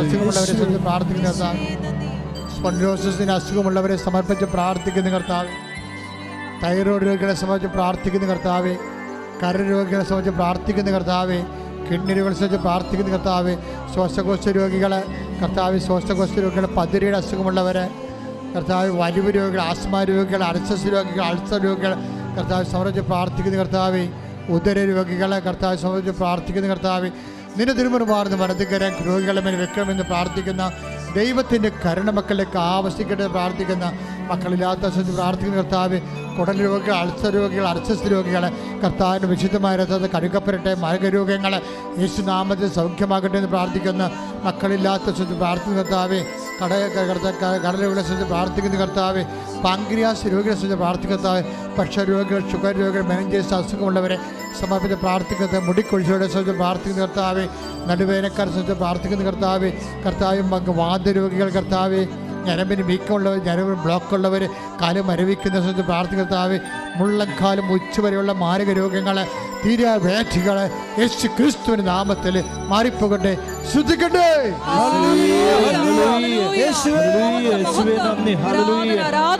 പരിശുദ്ധ പരമദിവ്യകാരുണ്യത്തിന് എൻ്റെ പ്രിയപ്പെട്ടവരെ, ജോലി ഇല്ലാത്തവരെ, ഇപ്പോൾ പ്രാർത്ഥിക്കാൻ പോകുന്ന ആരാധനയ്ക്ക് സമർപ്പിക്കാൻ പോകുന്ന വിഷയങ്ങളാണ്. നിങ്ങൾ വിശ്വസിക്കുമെങ്കിൽ ഈ വിഷയത്തിന് ഈ മാസം തന്നെ സാക്ഷ്യം പറയാൻ ദൈവം നിങ്ങളെ അനുവദിക്കും. അല്ലെങ്കിൽ ഈ ഉടമ്പടി കാലഘട്ടത്തിൽ ജോലിയില്ലാത്തവർക്ക് വേണ്ടി പ്രാർത്ഥിക്കുന്ന സമയമാണ്. വീടില്ലാത്തവരെ, വീട് സ്ഥലവും വഴിയുമില്ലാത്തവരെ, വാടകയ്ക്ക് താമസിക്കുന്നവരെ, ഈ ആഴ്ചയിൽ ഈ മാസത്തിൽ ഇൻ്റർവ്യൂ അറ്റൻഡ് ചെയ്യാൻ പോകുന്നവരെ, ഈ ആഴ്ചയിൽ ട്രാൻസ്ഫറിന് വേണ്ടി ശ്രമിക്കുന്നവർ, ഈ ആഴ്ചയിൽ പരീക്ഷ എഴുതിക്കൊണ്ടിരിക്കുന്ന മക്കൾ, പുതിയ SLCക്കാർ പരീക്ഷ എഴുതാൻ പോകുന്നവർ, അവരുടെ മാതാപിതാക്കന്മാരെ ഈ സമയം ആരാധനയിൽ കുഞ്ഞുങ്ങളെ സമർപ്പിച്ചുകൊണ്ട് പ്രാർത്ഥിക്കട്ടെ. ഈ ആഴ്ചയിൽ ഡിഗ്രി പരീക്ഷ എഴുതാൻ പോകുന്നവർ,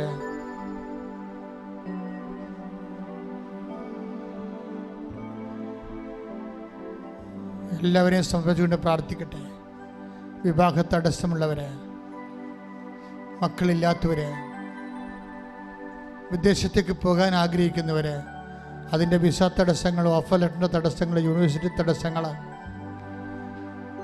എല്ലാം പൈസ കൊടുത്തിട്ട് എല്ലാം പെൻഡിങ്ങായി പോയവർ, പണവും നഷ്ടപ്പെട്ട് പോകാൻ പറ്റാതെ വേദനിക്കുന്നവർ, മക്കളില്ലാത്തവർ, സ്ഥലം വിൽക്കാൻ പറ്റാത്തവർ, ജപ്തി ആയിപ്പോയവർ, ജപ്തി വരാൻ പോകുന്നവർ, അതടക്കാൻ മാർഗമില്ലാതെ വിഷമിക്കുന്നവർ, കുടുംബകലഹത്തിൽ ഭിന്നതയെ ജീവിക്കുന്നവർ, ഭർത്താവും ഭാര്യയും പിരിയാൻ പോകുന്നവർ, പിരിയാൻ ഇഷ്ടമില്ലാത്ത ജീവിത പങ്കാളി, ഇഷ്ടമുള്ള ജീവിത പങ്കാളി, അത് തമ്മിൽ വേദനിച്ച് ജീവിക്കുന്ന അവസ്ഥകൾ, കർത്താവ് ന്യായവും സത്യമില്ലാത്ത രീതിയിൽ സമ്പത്തിനും ജോലിക്കും വേണ്ടി ഈ ജീവിത പങ്കാളികൾ ഒരാൾ കാണിച്ചു കൂട്ടുന്ന അനീതികൾ, അതിലെല്ലാം പരിശുദ്ധ ദേവമാതാവിനെ സമർപ്പിച്ചുകൊണ്ട് മാനസാന്തരത്തിന് വേണ്ടി പ്രാർത്ഥിക്കുന്ന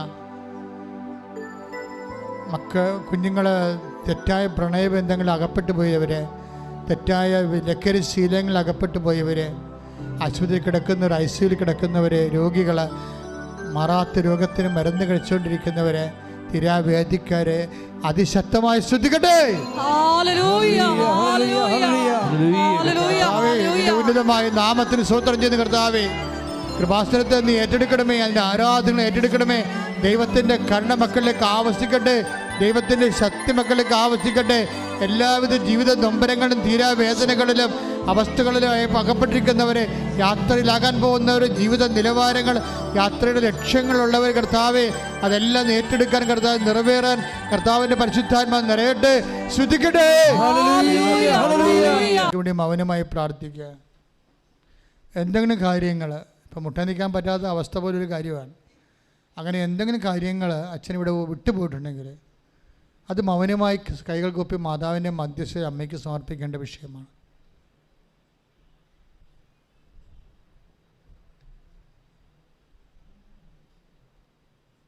എല്ലാവരും മുട്ടുകുത്തുക.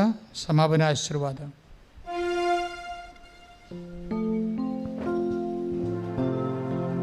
ഒരു നിമിഷം മൗനമായി ഉടമ്പടിയിൽ വെച്ച എല്ലാ വിഷയങ്ങളും പരിശുദ്ധ അമ്മയുടെ മധ്യസ്ഥയിൽ ദിവ്യകാരുണ്യ സന്നിധിയിൽ സമർപ്പിച്ച് പ്രാർത്ഥിക്കാം. ഒപ്പം നമ്മുടെ ജീവിതത്തെ ഇപ്പം നൊമ്പരപ്പെടുത്തുന്ന എല്ലാ വിഷമതകളെയും ദിവ്യകാരുണ്യ സന്നിധിയിൽ സമർപ്പിച്ച് പ്രാർത്ഥിക്കാം. അമ്മയുടെ പ്രത്യക്ഷീകരണത്തിൻ്റെ സാക്ഷികളായി ഞങ്ങളെയും ഞങ്ങളുടെ കുടുംബത്തെയും ഉയർത്തണമേ എന്ന് പ്രാർത്ഥിച്ചുകൊണ്ട് ശിരസ് നമിച്ച് നമുക്ക് ദിവ്യകാരുണ്യനാഥൻ്റെ ആശീർവാദം സ്വീകരിക്കാം.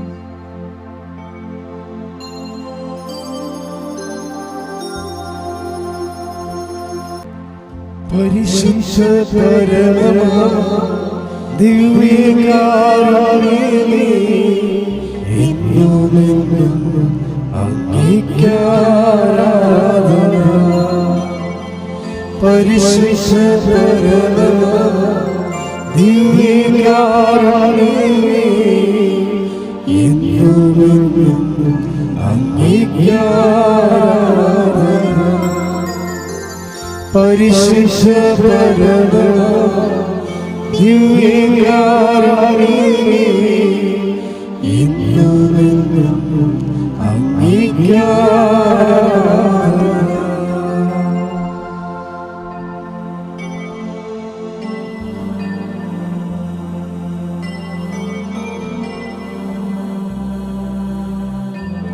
ആവേ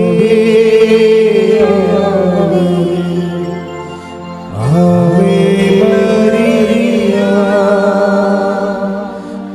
ആവേ ആവേ മരിയ. കുർബാന കഴിയുമ്പോൾ ബ്രേക്ക്ഫാസ്റ്റ് പോയി കഴിഞ്ഞിട്ട് ഉടനെ 10 മണിക്ക് ഉടമ്പടിയാണ്. സെക്കൻഡ് ബാച്ച് 2 മണിക്കാണ്. അപ്പം നിങ്ങൾക്ക് ലഞ്ചിന് പോകാൻ സമയമുണ്ട്. ലഞ്ച് കഴിഞ്ഞിട്ട് സെക്കൻഡ് ബാച്ച് ഉള്ളവർ ഉടമ്പടി പുതുക്കാനും ഉടമ്പടി എടുക്കാനുള്ളവർ ലഞ്ച് കഴിഞ്ഞിട്ട് ഉച്ചഭക്ഷണം കഴിച്ച് പുറത്തു പോയി കഴിച്ച് കഴിഞ്ഞിട്ട് വന്ന് സെക്കൻഡ് ബാച്ചിന് പ്രവേശിക്കാവുന്നതാണ്. അങ്ങനെയാണ് ഞായറാഴ്ചത്തെ ക്രമീകരണം. ഇതിപ്പോൾ കുറച്ച് ദിവസത്തേക്കേ ഉള്ളൂ ഇങ്ങനെ. ചിലപ്പോൾ കുറച്ച് വീണ്ടും ധ്യാനം വ്യാഴാഴ്ചയായിട്ട് മാറും. അതിനെക്കുറിച്ച് അറിയിപ്പുണ്ടാകും.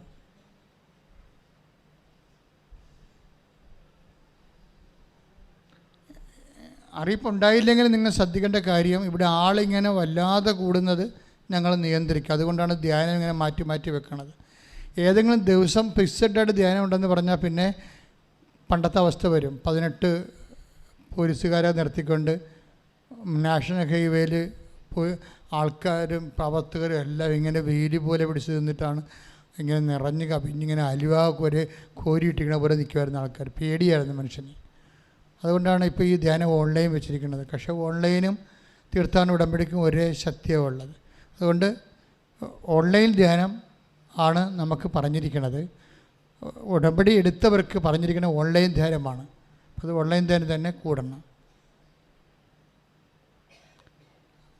ഇനിയും യൂട്യൂബ് സബ്സ്ക്രൈബ് ചെയ്യാത്തവർ സബ്സ്ക്രൈബ് ചെയ്യുകയും, പക്ഷേ നിങ്ങൾ ചെയ്യേണ്ടത് ഷെയർ ചെയ്യാനുള്ളവർ അത് പ്രേക്ഷിത പ്രവർത്തനമായിട്ട് എടുത്ത് ഷെയർ ചെയ്യുകയും ചെയ്യണം.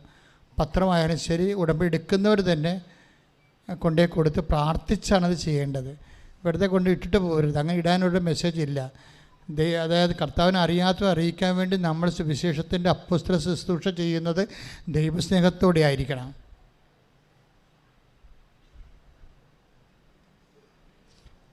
ദിവസങ്ങളെല്ലാ തിങ്കൾ ടു ശനി എല്ലാ ദിവസവും ഉടമ്പടി എടുക്കാനും പുതുക്കാനും അവസരമുണ്ട്. ഉടമ്പടി എടുക്കുന്ന ഫസ്റ്റ് ബാച്ച് 7 മണിക്കാണ്. 7 മണിക്ക് ഉടമ്പടി എടുക്കാൻ പുതുക്കാൻ പറ്റും ദിവസങ്ങളിൽ. 10:30 മണിക്ക് സെക്കൻഡ് ബാച്ച്, തേർഡ് ബാച്ച് 2 മണിക്ക്. അങ്ങനെയാണ് പോണത് ദിവസങ്ങളിൽ, ഞായറാഴ്ച ഒഴികെയുള്ള ദിവസങ്ങളിൽ.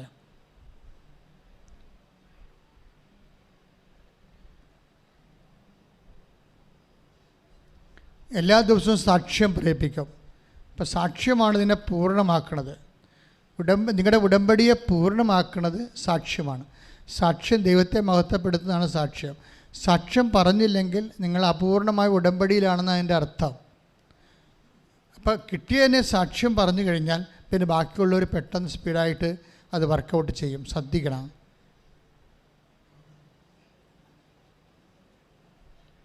ഇപ്പോൾ ഒറിയ ഭാഷ ഉൾപ്പെടെ നമ്മുടെ കൃപാസനം പത്രം 14 ഭാഷകളിലുണ്ട്. അപ്പോൾ അതാത് സംസ്ഥാനങ്ങളിൽ പോകുന്നവരും ആ ഭാഷയിലെ പത്രമാണ് വാങ്ങിച്ചുകൊണ്ട് പോകേണ്ടത്.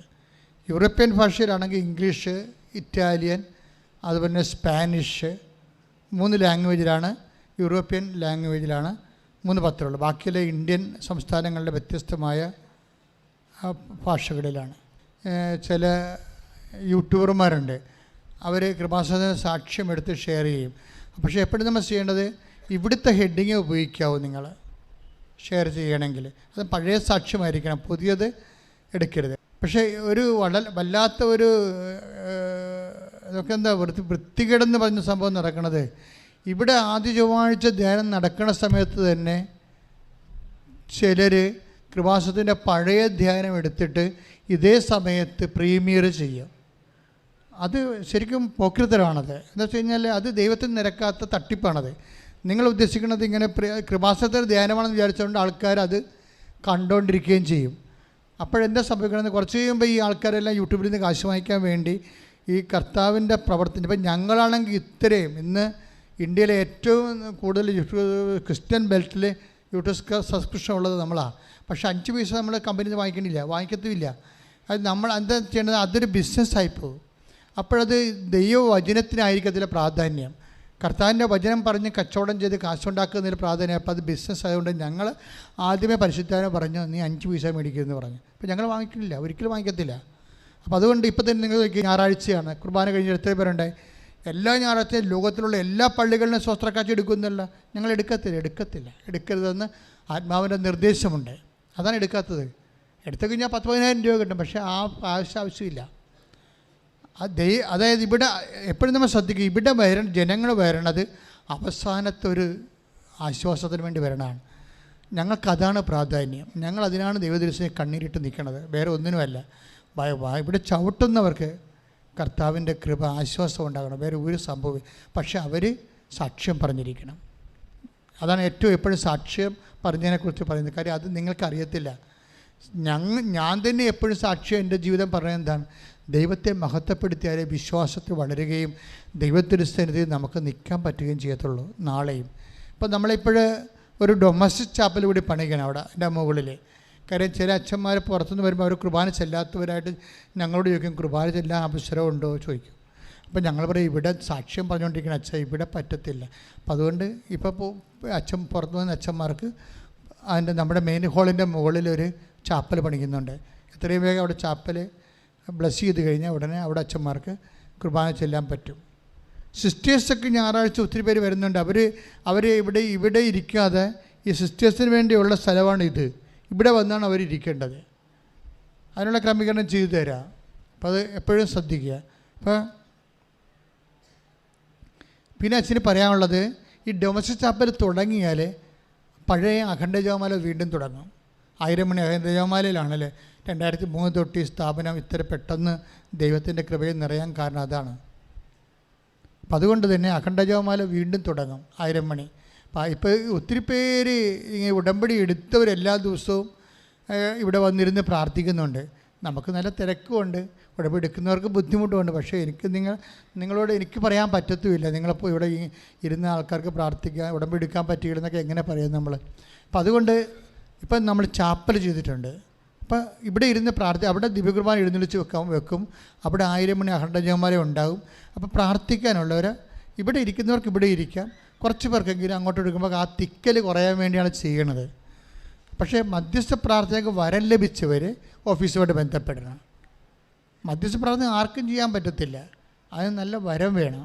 അപ്പോൾ എവിടെയെങ്കിലും ധ്യാനകേന്ദ്രത്തിൽ നേരത്തെ വരം ലഭിച്ച് നിങ്ങളെ തിരഞ്ഞെടുത്തവരാണെങ്കിൽ നിങ്ങൾക്ക് മധ്യസ്ഥ പ്രാർത്ഥനയുടെ അവസരം തരാം, തീർച്ചയായിട്ടും തരും. അപ്പോൾ നിങ്ങൾ ഓഫീസുമായിട്ട് ബന്ധപ്പെടുക, മധ്യസ്ഥ പ്രാർത്ഥനയ്ക്ക് വേണ്ടി നമ്മുടെ വാട്സപ്പ് നമ്പറുമായിട്ട് ബന്ധപ്പെടുക. അപ്പോൾ അതനുസരിച്ച് നിങ്ങളെ ക്രമീകരിക്കുന്നതായിരിക്കും. കൃപാസനത്തിൻ്റെ പേരിൽ പണപ്പിരിവ് ശ്രദ്ധിക്കണം, അങ്ങനെ ഒരു സംഭവം ഇല്ല.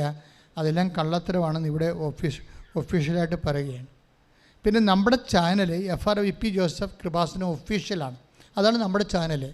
ചിലരൊക്കെ കൃപാസനം എന്നും പറഞ്ഞ് ചാനലിട്ടുണ്ട്, അത് നമ്മുടെ അല്ല. ശരിക്കും പറഞ്ഞാൽ 2 യൂട്യൂബ് ചാനൽ അങ്ങനെ കണ്ടു. അതൊക്കെ ഈ വ്യൂവേഴ്സിനെ കൂട്ടിയിട്ട് കമ്പനീൻ്റെ പൈസ വാങ്ങിക്കാൻ ചിലർക്കെങ്കിലും ഉദ്ദേശമുണ്ട്. എല്ലാവരും അങ്ങനെയാണെന്ന് ഞാനൊന്നും പറയത്തില്ല.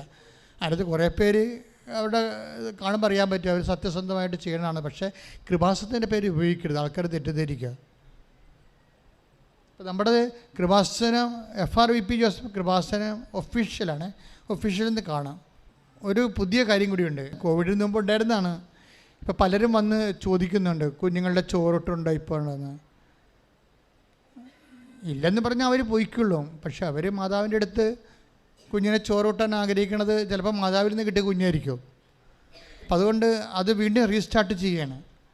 ചെറിയ കുഞ്ഞുങ്ങളുടെ ആദ്യ അക്ഷരം എഴുതിക്കുന്നുണ്ടോയെന്ന് ചോദിക്കും. അമ്മയുടെ സന്നിധാനത്തിൽ വന്ന് ചെയ്യാൻ വേണ്ടിയായിരിക്കും. അപ്പോൾ അത് വീണ്ടും റീസ്റ്റാർട്ട് ചെയ്യാൻ പോകുന്നുണ്ട്. അത് ആദ്യം ഒരു മാസത്തിൽ ഒരു പ്രാവശ്യമായി ഒരു ദിവസമേ ഉണ്ടാകത്തുള്ളൂ. അത് ആദ്യ ഞായറാഴ്ചയാണ്, എല്ലാ മാസത്തിൻ്റെയും ആദ്യ ഞായറാഴ്ച ഉച്ച കഴിഞ്ഞ് 3 മണിക്കാണ് കുഞ്ഞുങ്ങളെ ചോറൂട്ടണതും 4 മണിക്ക് ആദ്യ അക്ഷരം കുറിക്കണത്. അപ്പം അതൊക്കെ മുമ്പൊരു പ്രശ്നമുണ്ട്, പണ്ടില്ലാഞ്ഞൊരു പ്രശ്നമുണ്ട്. കാര്യം കൃപാസന നിയമങ്ങൾ അറിയാമല്ലോ. നിങ്ങൾ കുഴപ്പമൊന്നുമില്ല അവിടെ ചെന്നാൽ മതി എന്ന് പറഞ്ഞിട്ട് വന്നിട്ടൊരു കഥയുമില്ല. എത്രയോ പേരാണ് തിരിച്ചു പോണത്. ഇവിടുത്തെ ഉടമ്പടി ആയത് കാരണം നിശ്ചിതമായ നിയമങ്ങൾക്ക് വിധേയമാണ്. അപ്പം അതെൻ്റെ ആക്ഷനിലെ വർക്ക് ചെയ്യത്തുള്ളൂ. അതെന്താ കാര്യം വെച്ച് കഴിഞ്ഞാൽ ഇപ്പം നിങ്ങളുടെ രോഗികളാണ്, ശരി, നിങ്ങൾ രോഗികളാകുന്നതിന് പേപ്പർ തരാൻ പറയും. അച്ഛനെ ആരെയും കാണുന്നതിന് ഒരു പ്രശ്നവുമില്ല. പക്ഷെ സത്യസന്ധമായിരിക്കണം, എമർജൻസി ആയിരിക്കണം, അർജൻസി ആയിരിക്കണം. അർജൻസി കാണിക്കുന്ന പേപ്പർ കയ്യിലുണ്ടെങ്കിൽ തീർച്ചയായിട്ടും ഉടമ്പടി എടുത്തതാണ്, പുതുക്കിയതാണെങ്കിലും ഉടമ്പടി എടുത്തതാണെങ്കിലും ഒക്കെ തീർച്ചയായിട്ടും നിങ്ങൾക്ക് കാണാൻ അവസരം തരും. വിഷയത്തിനാണ് പ്രാധാന്യം, വ്യക്തികൾക്കല്ല. വിഷയത്തിനാണ് പ്രാധാന്യം, വ്യക്തികൾക്കല്ല.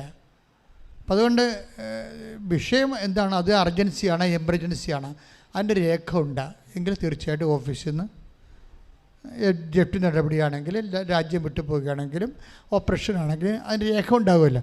ഓഫീസിൽ കാണിച്ചാൽ മതി, ഉടമ്പടി പരിശോധിച്ചിട്ട് നിങ്ങൾക്ക് അത് തരും, ചീട്ട് തരും. പിന്നെ എപ്പോഴും വരുന്ന വിഷയമുണ്ട്, ഇപ്പോൾ ചിലർ കാണിക്കുന്ന ചിലർ തരികിട പരിപാടി, 65 വയസ്സ് കഴിഞ്ഞാൽ പിന്നെ ഉടമ്പടി എടുക്കാൻ പാടില്ല. അവർക്ക് ആ ഉടമ്പടി മനസ്സിലാകത്തില്ല, അതാണ് പ്രശ്നം. 18 വയസ്സിന് താഴെ ഉടമ്പടി എടുക്കാൻ പാടില്ല. അവർക്ക് മുകളിലുള്ള ആൾക്കാരുമാണ് ഉടമ്പടി എടുക്കാൻ പറ്റത്തുള്ളൂ. ഇത് ഉടമ്പടി പ്രാർത്ഥന, കരിസ്മാറ്റിക് ധ്യാനമല്ല ഇത്. ഉടമ്പടി പ്രാർത്ഥന, അതിൻ്റെ അകത്ത് കുറേ ഉത്തരവാദിത്തങ്ങൾ കൃത്യമായിട്ട് ചെയ്യാതെ അത് വർക്കൗട്ട് ചെയ്യത്തില്ല. അതിനെക്കുറിച്ച് അറിയാൻ ജ്ഞാനം ഉണ്ടാകണം. അത് സങ്കീർണമാണ് താനും.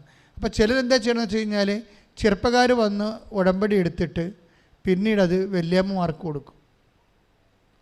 അതിൽ വല്യമ്മമാർ അച്ഛനെ കാണാൻ വരും. അതോടുകൂടി വല്യമ്മയുടെ കാര്യത്തിൽ തീരുമാനമാകും. വെറുതെ ഈ പരീക്ഷിക്കരുത് നിങ്ങൾ, അതൊന്നും നടക്കത്തില്ല സംഭവം. നിങ്ങൾക്ക് ക്യാൻസറൊക്കെ ഉണ്ടെങ്കിൽ ഓക്കെ, അതിന് പ്രശ്നമൊന്നുമില്ല. Serious വിഷയമാണെങ്കിൽ okay. സീരിയസ് അല്ലാത്ത അവിടെ വേദന ഇവിടെ വേദന എന്നൊക്കെ പറഞ്ഞുകൊണ്ട് ഞെളിപിരി കൊണ്ടുപോകുക എന്ത് പറയാനാണ്? എന്താ നിങ്ങൾ ഉദ്ദേശിക്കുന്നത്? ഇത്രയും ചെറുതായിട്ടാണ് എന്തിനാണ് നിങ്ങൾ കാര്യങ്ങൾ കാണുന്നത്? അപ്പം അങ്ങനെ അത് എല്ലാ ധ്യാനകേന്ദ്രം പോലെ അല്ല ഇത്. നമുക്ക് എവിടെയും ചെന്ന് എന്തും പറയാം. ഇവിടെ സീരിയസ് വിഷയങ്ങളല്ല, ഹെവി ഡ്യൂട്ടിയുള്ള കാര്യങ്ങളാണ് ഡീൽ ചെയ്യണത്. അത് കൃത്യമായിട്ട് കാര്യങ്ങൾ അറിഞ്ഞിരിക്കണം നമുക്ക്. അല്ലെങ്കിൽ എന്താ പ്രശ്നം? മാതാവിൻ്റെ അടുത്ത് പ്രാർത്ഥനയാക്കാൻ പോകാൻ വരാത്ത ആർക്കും വരാം, ആർക്കും പ്രാർത്ഥിച്ച് പോകാം. പിന്നെ അച്ഛനെ കാണണമെന്ന് നിങ്ങൾ പറയുമ്പോൾ നിങ്ങൾ അതിൻ്റെ അകത്തൊരു പ്രശ്നമുണ്ട്. കാര്യം ഞങ്ങൾക്ക് മുമ്പിൽ ഇത് ഉടമ്പടി ധ്യാനം, ഇപ്പോൾ ഇന്നത്തെ എടുത്ത ഉടമ്പടി എത്തിയാണ് 1000 ഉടമ്പടിയാണ് ഇന്നലെ. ഇപ്പോഴത്തെ ഒരു ഫിനോമിന എന്ന് പറയുന്നത്, പണ്ടെന്നൊക്കെ പറഞ്ഞത് കഴിഞ്ഞ പോലെ ഈ നാളിലൊക്കെ ഒരു 400 ഉടമ്പടി നടക്കുകയാണെങ്കിൽ പുതുക്കണത് മിക്കവാറും 150 പുതുക്കണത്. അച്ഛനെ കാണാൻ ഉദ്ദേശമുള്ളവർ അത്യാവശ്യമുള്ളവരെ പുതുക്കത്തുള്ളൂ. ഇപ്പോഴങ്ങനെയല്ല, അച്ഛനുമായിട്ടൊരു ബന്ധവുമില്ല. ആൾക്കാർക്കറിയാം പുതുക്കുമ്പോൾ ഉടമ്പടിയുടെ നിലവാരം മാറുമെന്നും ദൈവം നേരിട്ടിടപെടുമെന്നും അച്ഛന് ഇതിൻ്റെ അകത്ത് റോളൊന്നുമില്ലെന്നും വിവരമുള്ളവർക്കറിയാൻ പറ്റും. അച്ഛനെ ആൾ ദൈവം ആക്കേണ്ട ഒരു കാര്യമില്ല. സീരിയസ് വിഷയമാണെങ്കിൽ ചിലപ്പോൾ കൗൺസിലിംഗ് ഉണ്ടാവും, സാന്ത്വനം ഉണ്ടാവും. ചിലപ്പോൾ മാതാവിൻ്റെ അടുത്ത് ഈ വിഷയം പ്രത്യേകമായിട്ട് സമർപ്പിക്കേണ്ട എമർജൻസി, അല്ലെങ്കിൽ നിങ്ങൾക്ക് നിക്കക്കളി ഉണ്ടാകാത്തൊരവസ്ഥ, അതാണ് ഞാൻ ഉദ്ദേശിക്കുന്നത്. നിക്കക്കളി ഇല്ലാത്ത അവസ്ഥയാണെങ്കിൽ തീർച്ചയായിട്ടും കണ്ടിരിക്കും. അത് ഓഫീസിൽ ഇരിക്കുന്നവരെ വളരെ സമാധാനമുള്ളവരെ സത്യസന്ധരമാണ് ഞാൻ ഈ ഡിപ്പാർട്ട്മെൻറ്റ് വെച്ചിരിക്കുന്നത്. അപ്പം അതനുസരിച്ചൊന്ന് മൂവ് ചെയ്യുക. അപ്പം ഇത്രയും റഷുള്ളത് കൊണ്ടാണ് നിങ്ങൾ എല്ലാവരും അച്ഛനെ കാണുക എന്നുള്ള ഉദ്ദേശത്തോട് ആരും ഉടമ്പടി ചെയ്യരുതെന്ന് പറയാൻ കാര്യം. ഓക്കെ. പിന്നെ ഇതിൻ്റെ അത് 3 കൊല്ലമായിട്ട് ഉടമ്പടി എടുത്തിട്ടും ആൾക്കാർ ചിലർക്ക് അച്ഛനെ കാണാതെ തന്നെ അവർ ഭംഗിയായിട്ട് പോകുന്ന ആൾക്കാരുണ്ട്. കാണാൻ ആഗ്രഹിക്കണം, എല്ലാവരും കാണുകയും ചെയ്യുന്നുണ്ട്. അത്യാവശ്യം കാണാൻ ആഗ്രഹിക്കുന്ന എല്ലാവരും കാണും, അത്യാവശ്യ കാര്യമാണ്. അതല്ല ഇവിടെ പറയാൻ ഉദ്ദേശിക്കുന്നത്. ഞാൻ യൂത്തിനെ എല്ലാവരും കാണുന്നുണ്ട്, പരീക്ഷക്കാരെ, പ്രൊഫഷണൽ പരീക്ഷക്കാരെല്ലാം കാണുന്നുണ്ട്. അപ്പം നിങ്ങളവർക്ക് നിങ്ങളോടുള്ള സ്നേഹം കൊണ്ടാണ് ഞാൻ കാണുന്നത് നിങ്ങൾ ധരിക്കരുത്. ഞാൻ ഉദ്ദേശിക്കുന്ന 2 കാര്യങ്ങളുണ്ട്.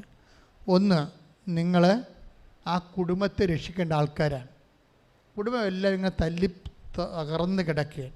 നിങ്ങളെങ്ങാനും പോയി രക്ഷപ്പെട്ടാലേ കുടുംബം രക്ഷപ്പെടത്തുള്ളൂ. ഇന്നലെ ഞാൻ സെക്യൂരായി ഞാൻ നടത്തിയ എനിക്ക് അവർ നടത്തിയ ഇൻ്റർവ്യൂവിൻ്റെ താഴെ ഒരു സരോജിനി കമൻറ്റ് ചെയ്തിരിക്കുകയാണ്. അച്ഛാ, ഈ പരീക്ഷക്കാരെ മാത്രമല്ലാതെ ജോലി നഷ്ടപ്പെട്ട യൂത്ത് നടക്കണമുണ്ടല്ലോ, അവരെ ഒന്ന് കണ്ടാൽ എന്താണ് കുഴപ്പമെന്ന്. അപ്പം ഞാനത് ആ പ്രാർത്ഥന ഞാൻ ഇപ്പോൾ പ്രാർത്ഥിച്ചുകൊണ്ടിരിക്കുകയാണ്. അവരെ കാണാനുള്ള മാനദണ്ഡം എന്താണ്? മാനദണ്ഡം തെറ്റിക്കഴിഞ്ഞാൽ അവസാനം നിങ്ങൾ ഓഫീസും പൊളിച്ച് തോളവെച്ചുകൊണ്ട് പോകും. അതുകൊണ്ടാണ് പേടിച്ചിട്ടാണ് ഈ മാനദണ്ഡങ്ങൾ വെക്കണം, അല്ല വേറെ ആൾക്കാരെ ഒഴിവാക്കാനല്ല. കൃത്യമായിട്ട് ആൾക്കാർക്ക് അത് സർവീസ് കിട്ടാൻ വേണ്ടിയാണ് അങ്ങനെ ചെയ്യണത്. അപ്പം ഞാനത് ചിന്തിക്കട്ടെ, ഈ പരീക്ഷ അല്ലാതെ ജോലി നഷ്ടപ്പെട്ട ഒത്തിരി ആൾക്കാരില്ലേ, അവരെ കണ്ട് പ്രാർത്ഥിക്കാനുള്ള സംവിധാനം ഉണ്ടാക്കാൻ ശ്രമിക്കുന്നതാണ്. അത് അങ്ങനെ ഒരു തീരുമാനം എടുത്താൽ തീർച്ചയായിട്ടും നിങ്ങൾ അറിയിക്കുകയും ചെയ്യാം. പിന്നെ അമ്മയ്ക്കൊരു ഭവനം, എൻ്റെ പ്രാർത്ഥനാ ഭവനം ഒരു പ്രോജക്റ്റാണ്. അപ്പോൾ അതനുസരിച്ച് നിങ്ങൾക്ക് കൃപാസനത്തിൽ നിന്ന് ഒരു മുറി, നമ്മുടെ പുതിയ കെട്ടിടം ചെയ്യുന്നിടത്ത് ഒരു തീർത്ഥാടകർക്ക് ഒരു മുറി കിട്ടും. 5 വർഷം കിട്ടും ഫ്രീ ആയിട്ട്. 4 ദിവസം കിട്ടും. ഒരു വർഷം 4 ദിവസം ഫ്രീ ആയിട്ട് ഇവിടെ താമസിക്കാം. അങ്ങനെ ആ മുറി ആവശ്യമുള്ളവർ, അകലെയുള്ളവരാണ് ഉദ്ദേശിക്കുന്നത്. വന്നു പോകാൻ പറ്റുന്നവർക്ക് കുഴപ്പമൊന്നുമില്ല, വന്നു പോയാൽ മതി. കാര്യം ഇവിടെ ഇപ്പോൾ ഉള്ളൊരു ഗുണമെന്ന് പറയണത്, എത്ര 1000 ആൾക്കാരുണ്ടായാലും ഒരു 6-6:30 കൃപാസനം കാലിയാകും. അത്രയും ചിട്ടയിലാണിത് പോണത്. അപ്പോൾ ഞാനങ്ങനെ ഉദ്ദേശിക്കുന്നത് എന്ന് വെച്ച് കഴിഞ്ഞാൽ പണ്ട് 7 മണിക്ക് കൃപാസനം അടക്കുമായിരുന്നു. ഇപ്പം അടക്കത്തില്ല. ഇപ്പം അടക്കാതെ 9 മണി വരെ തുറന്ന് കിടക്കുകയാണ്. കാര്യം ഒത്തിരി പേര് പണ്ട് ഉടമ്പടി എടുത്തവരൊക്കെ വഴിയെ പോകുന്നവരും നാളെ ഉടമ്പടി എടുക്കാൻ വേണ്ടി വരുന്നവരും എല്ലാം ഇവിടെ ഇരുന്ന് സൈലൻ്റ് പ്രാർത്ഥിക്കുകയാണ്, നിശബ്ദമായിരുന്ന് പ്രാർത്ഥിക്കുകയാണ്.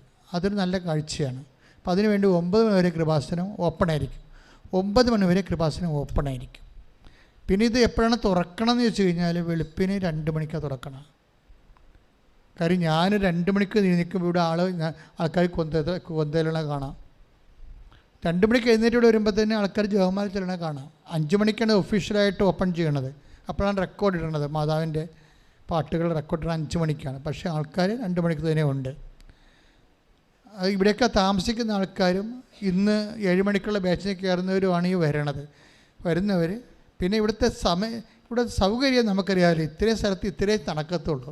അപ്പോൾ അതുകൊണ്ട് ഇതിൻ്റെ അകത്ത് പരിഭവം ഉണ്ടാകരുത്. എന്തെങ്കിലും ക്ലേശം ഉണ്ടെങ്കിൽ മാതാവിന് കാഴ്ചവെച്ചാൽ മതി. അതെല്ലാം കുരിശ് കൃപയാകട്ടെ. പിന്നെ 2-3 ആൾക്കാരെ ഇവിടെ അത്യാവശ്യമാണ്.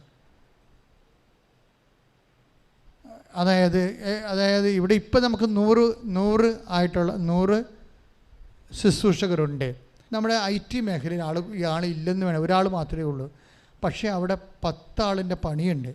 അപ്പം അതുകൊണ്ട് ആ IT മേഖലയിൽ പ്രാവീണ്യമുള്ളവർ, എഡിറ്റിംഗ് അറിയാവുന്നവർ, അന്ന് ഷോട്ട് ഇടാൻ അറിയാവുന്നവർ, അതുപോലെ തന്നെ പ്രിൻറ്റിങ് അറിയാവുന്നവർ, അതുപോലെ തന്നെ DTP അറിയാവുന്നവർ, അവർക്കിങ്ങനെ 1 കൊല്ലമോ അല്ലെങ്കിൽ 3 മാസമോ 6 മാസമോ ഒക്കെ കൃപാസനത്തിൽ മാതാവിന് വേണ്ടി വേല ചെയ്യണം. ഞങ്ങൾ നിങ്ങൾക്ക് സ്റ്റൈഫൻഡ് തരും, തീർച്ചയായിട്ടും തരും. ഇവിടെയുള്ള എല്ലാവർക്കും സ്റ്റൈഫൻഡ് കൊടുക്കുന്നുണ്ട്. അപ്പോൾ അത് ആവശ്യമുണ്ടെങ്കിൽ അങ്ങനെ ഒരു മനസ്സ് നിങ്ങൾക്ക് മാതാവ് തോന്നിച്ചാൽ തീർച്ചയായിട്ടും ഓഫീസുമായിട്ട് ബന്ധപ്പെടേണ്ടതാണ്. അതിന് നമ്പർ തരാം. അത് 82 81 29 75 11 82 81 29 75 11 വരെ നമ്പറുണ്ട്. അതുപോലെ തന്നെ 94 47 69 68 15. ഈ 68 15 അല്ല അവസാനിക്കുന്ന നമ്പർ തന്നെയാണ് അമ്മയ്ക്കൊരു മുറി, എൻ്റെ സ്വന്തം പ്രാർത്ഥനാ മുറി ഉള്ള ആ പ്രോജക്റ്റിൻ്റെ അകത്ത് പങ്കാളിത്തത്തിന് വേണ്ടിയും ഉപയോഗിക്കേണ്ടത്. അപ്പോൾ ആ നമ്പറിൽ പറഞ്ഞാൽ തീർച്ചയായിട്ടും പിന്നെ ആവശ്യമുള്ളത് IT മേഖലയിലും DTP മേഖലയിലും ആവശ്യമുണ്ട്. എനിക്ക് വർക്ക് ചെയ്യാൻ പറ്റുന്ന രീതിയിൽ ഏറ്റവും കൂടുതൽ ആവശ്യമുള്ളത് ഒരു BCom MCom ടാലി അക്കൗണ്ട് മേഖലയിലാണ്. കാര്യം ഇതെല്ലാം നമ്മൾ 30 കൊല്ലമായി ഇത് 92 രജിസ്റ്റർ ചെയ്തിട്ട് ഇന്ന് വരെ ഗവൺമെൻറ്റുമായിട്ട് ഒരു ഇഷ്യൂ ഇല്ല. ഇപ്പോഴാണ് സങ്കീർണമായിട്ട് കണക്കാണെങ്കിൽ ഇപ്പോഴും IT-യുമായിട്ട് എല്ലാ ഡിപ്പാർട്ട്മെൻറ്റുമായിട്ടും ഓക്കെയാണ്. കാര്യം അത് നമ്മൾ ഹാർഡ് വർക്ക് ചെയ്ത് രൂപതയിലാണെങ്കിലും കൃത്യമായിട്ട് കണക്ക് കൊടുക്കുകയും എല്ലാം ഓഡിറ്റിംഗ് എല്ലാം നടക്കുന്നു. പക്ഷേ അവിടെ ആൾ കുറവാണ്, 1-2 ആളിൻ്റെ പണി ചെയ്യാൻ. അപ്പം അതുകൊണ്ട് MCom അല്ലെങ്കിൽ BCom IT ഇത് ടാലി അറിയാവുന്നവർ ഓഫീസുമായിട്ട് ബന്ധപ്പെടേണ്ടതാണ്. അവർ വിളിക്കേണ്ട നമ്പർ 82 81 29 75 11. ഈ നമ്പറാണ് ടാലി അറിയാവുന്നവർ, അതായത് ശുശ്രൂഷ ചെയ്യാൻ ആഗ്രഹിക്കുന്നവർ വിളിക്കേണ്ട നമ്പറുകൾ.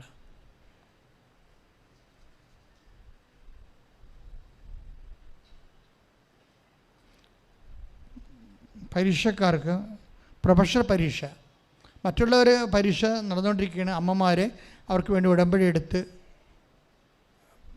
കുഞ്ഞുങ്ങൾക്ക് വേണ്ടി പ്രാർത്ഥിച്ചാൽ മതി. ഇപ്പോൾ SSC കുഞ്ഞുങ്ങളില്ലേ, അവരൊക്കെ ഞങ്ങൾ മറന്നിട്ടൊന്നുമില്ല, അവരെല്ലാം ഓർത്ത് പ്രാർത്ഥിക്കുന്നുണ്ട്. പക്ഷേ അമ്മമാരെ അവർക്ക് വേണ്ടി ഉടമ്പടി എടുത്ത് ഉടമ്പടി വിഷയത്തെ അവരെ കൂടി ചേർത്ത് പ്രാർത്ഥിച്ചാൽ മതി.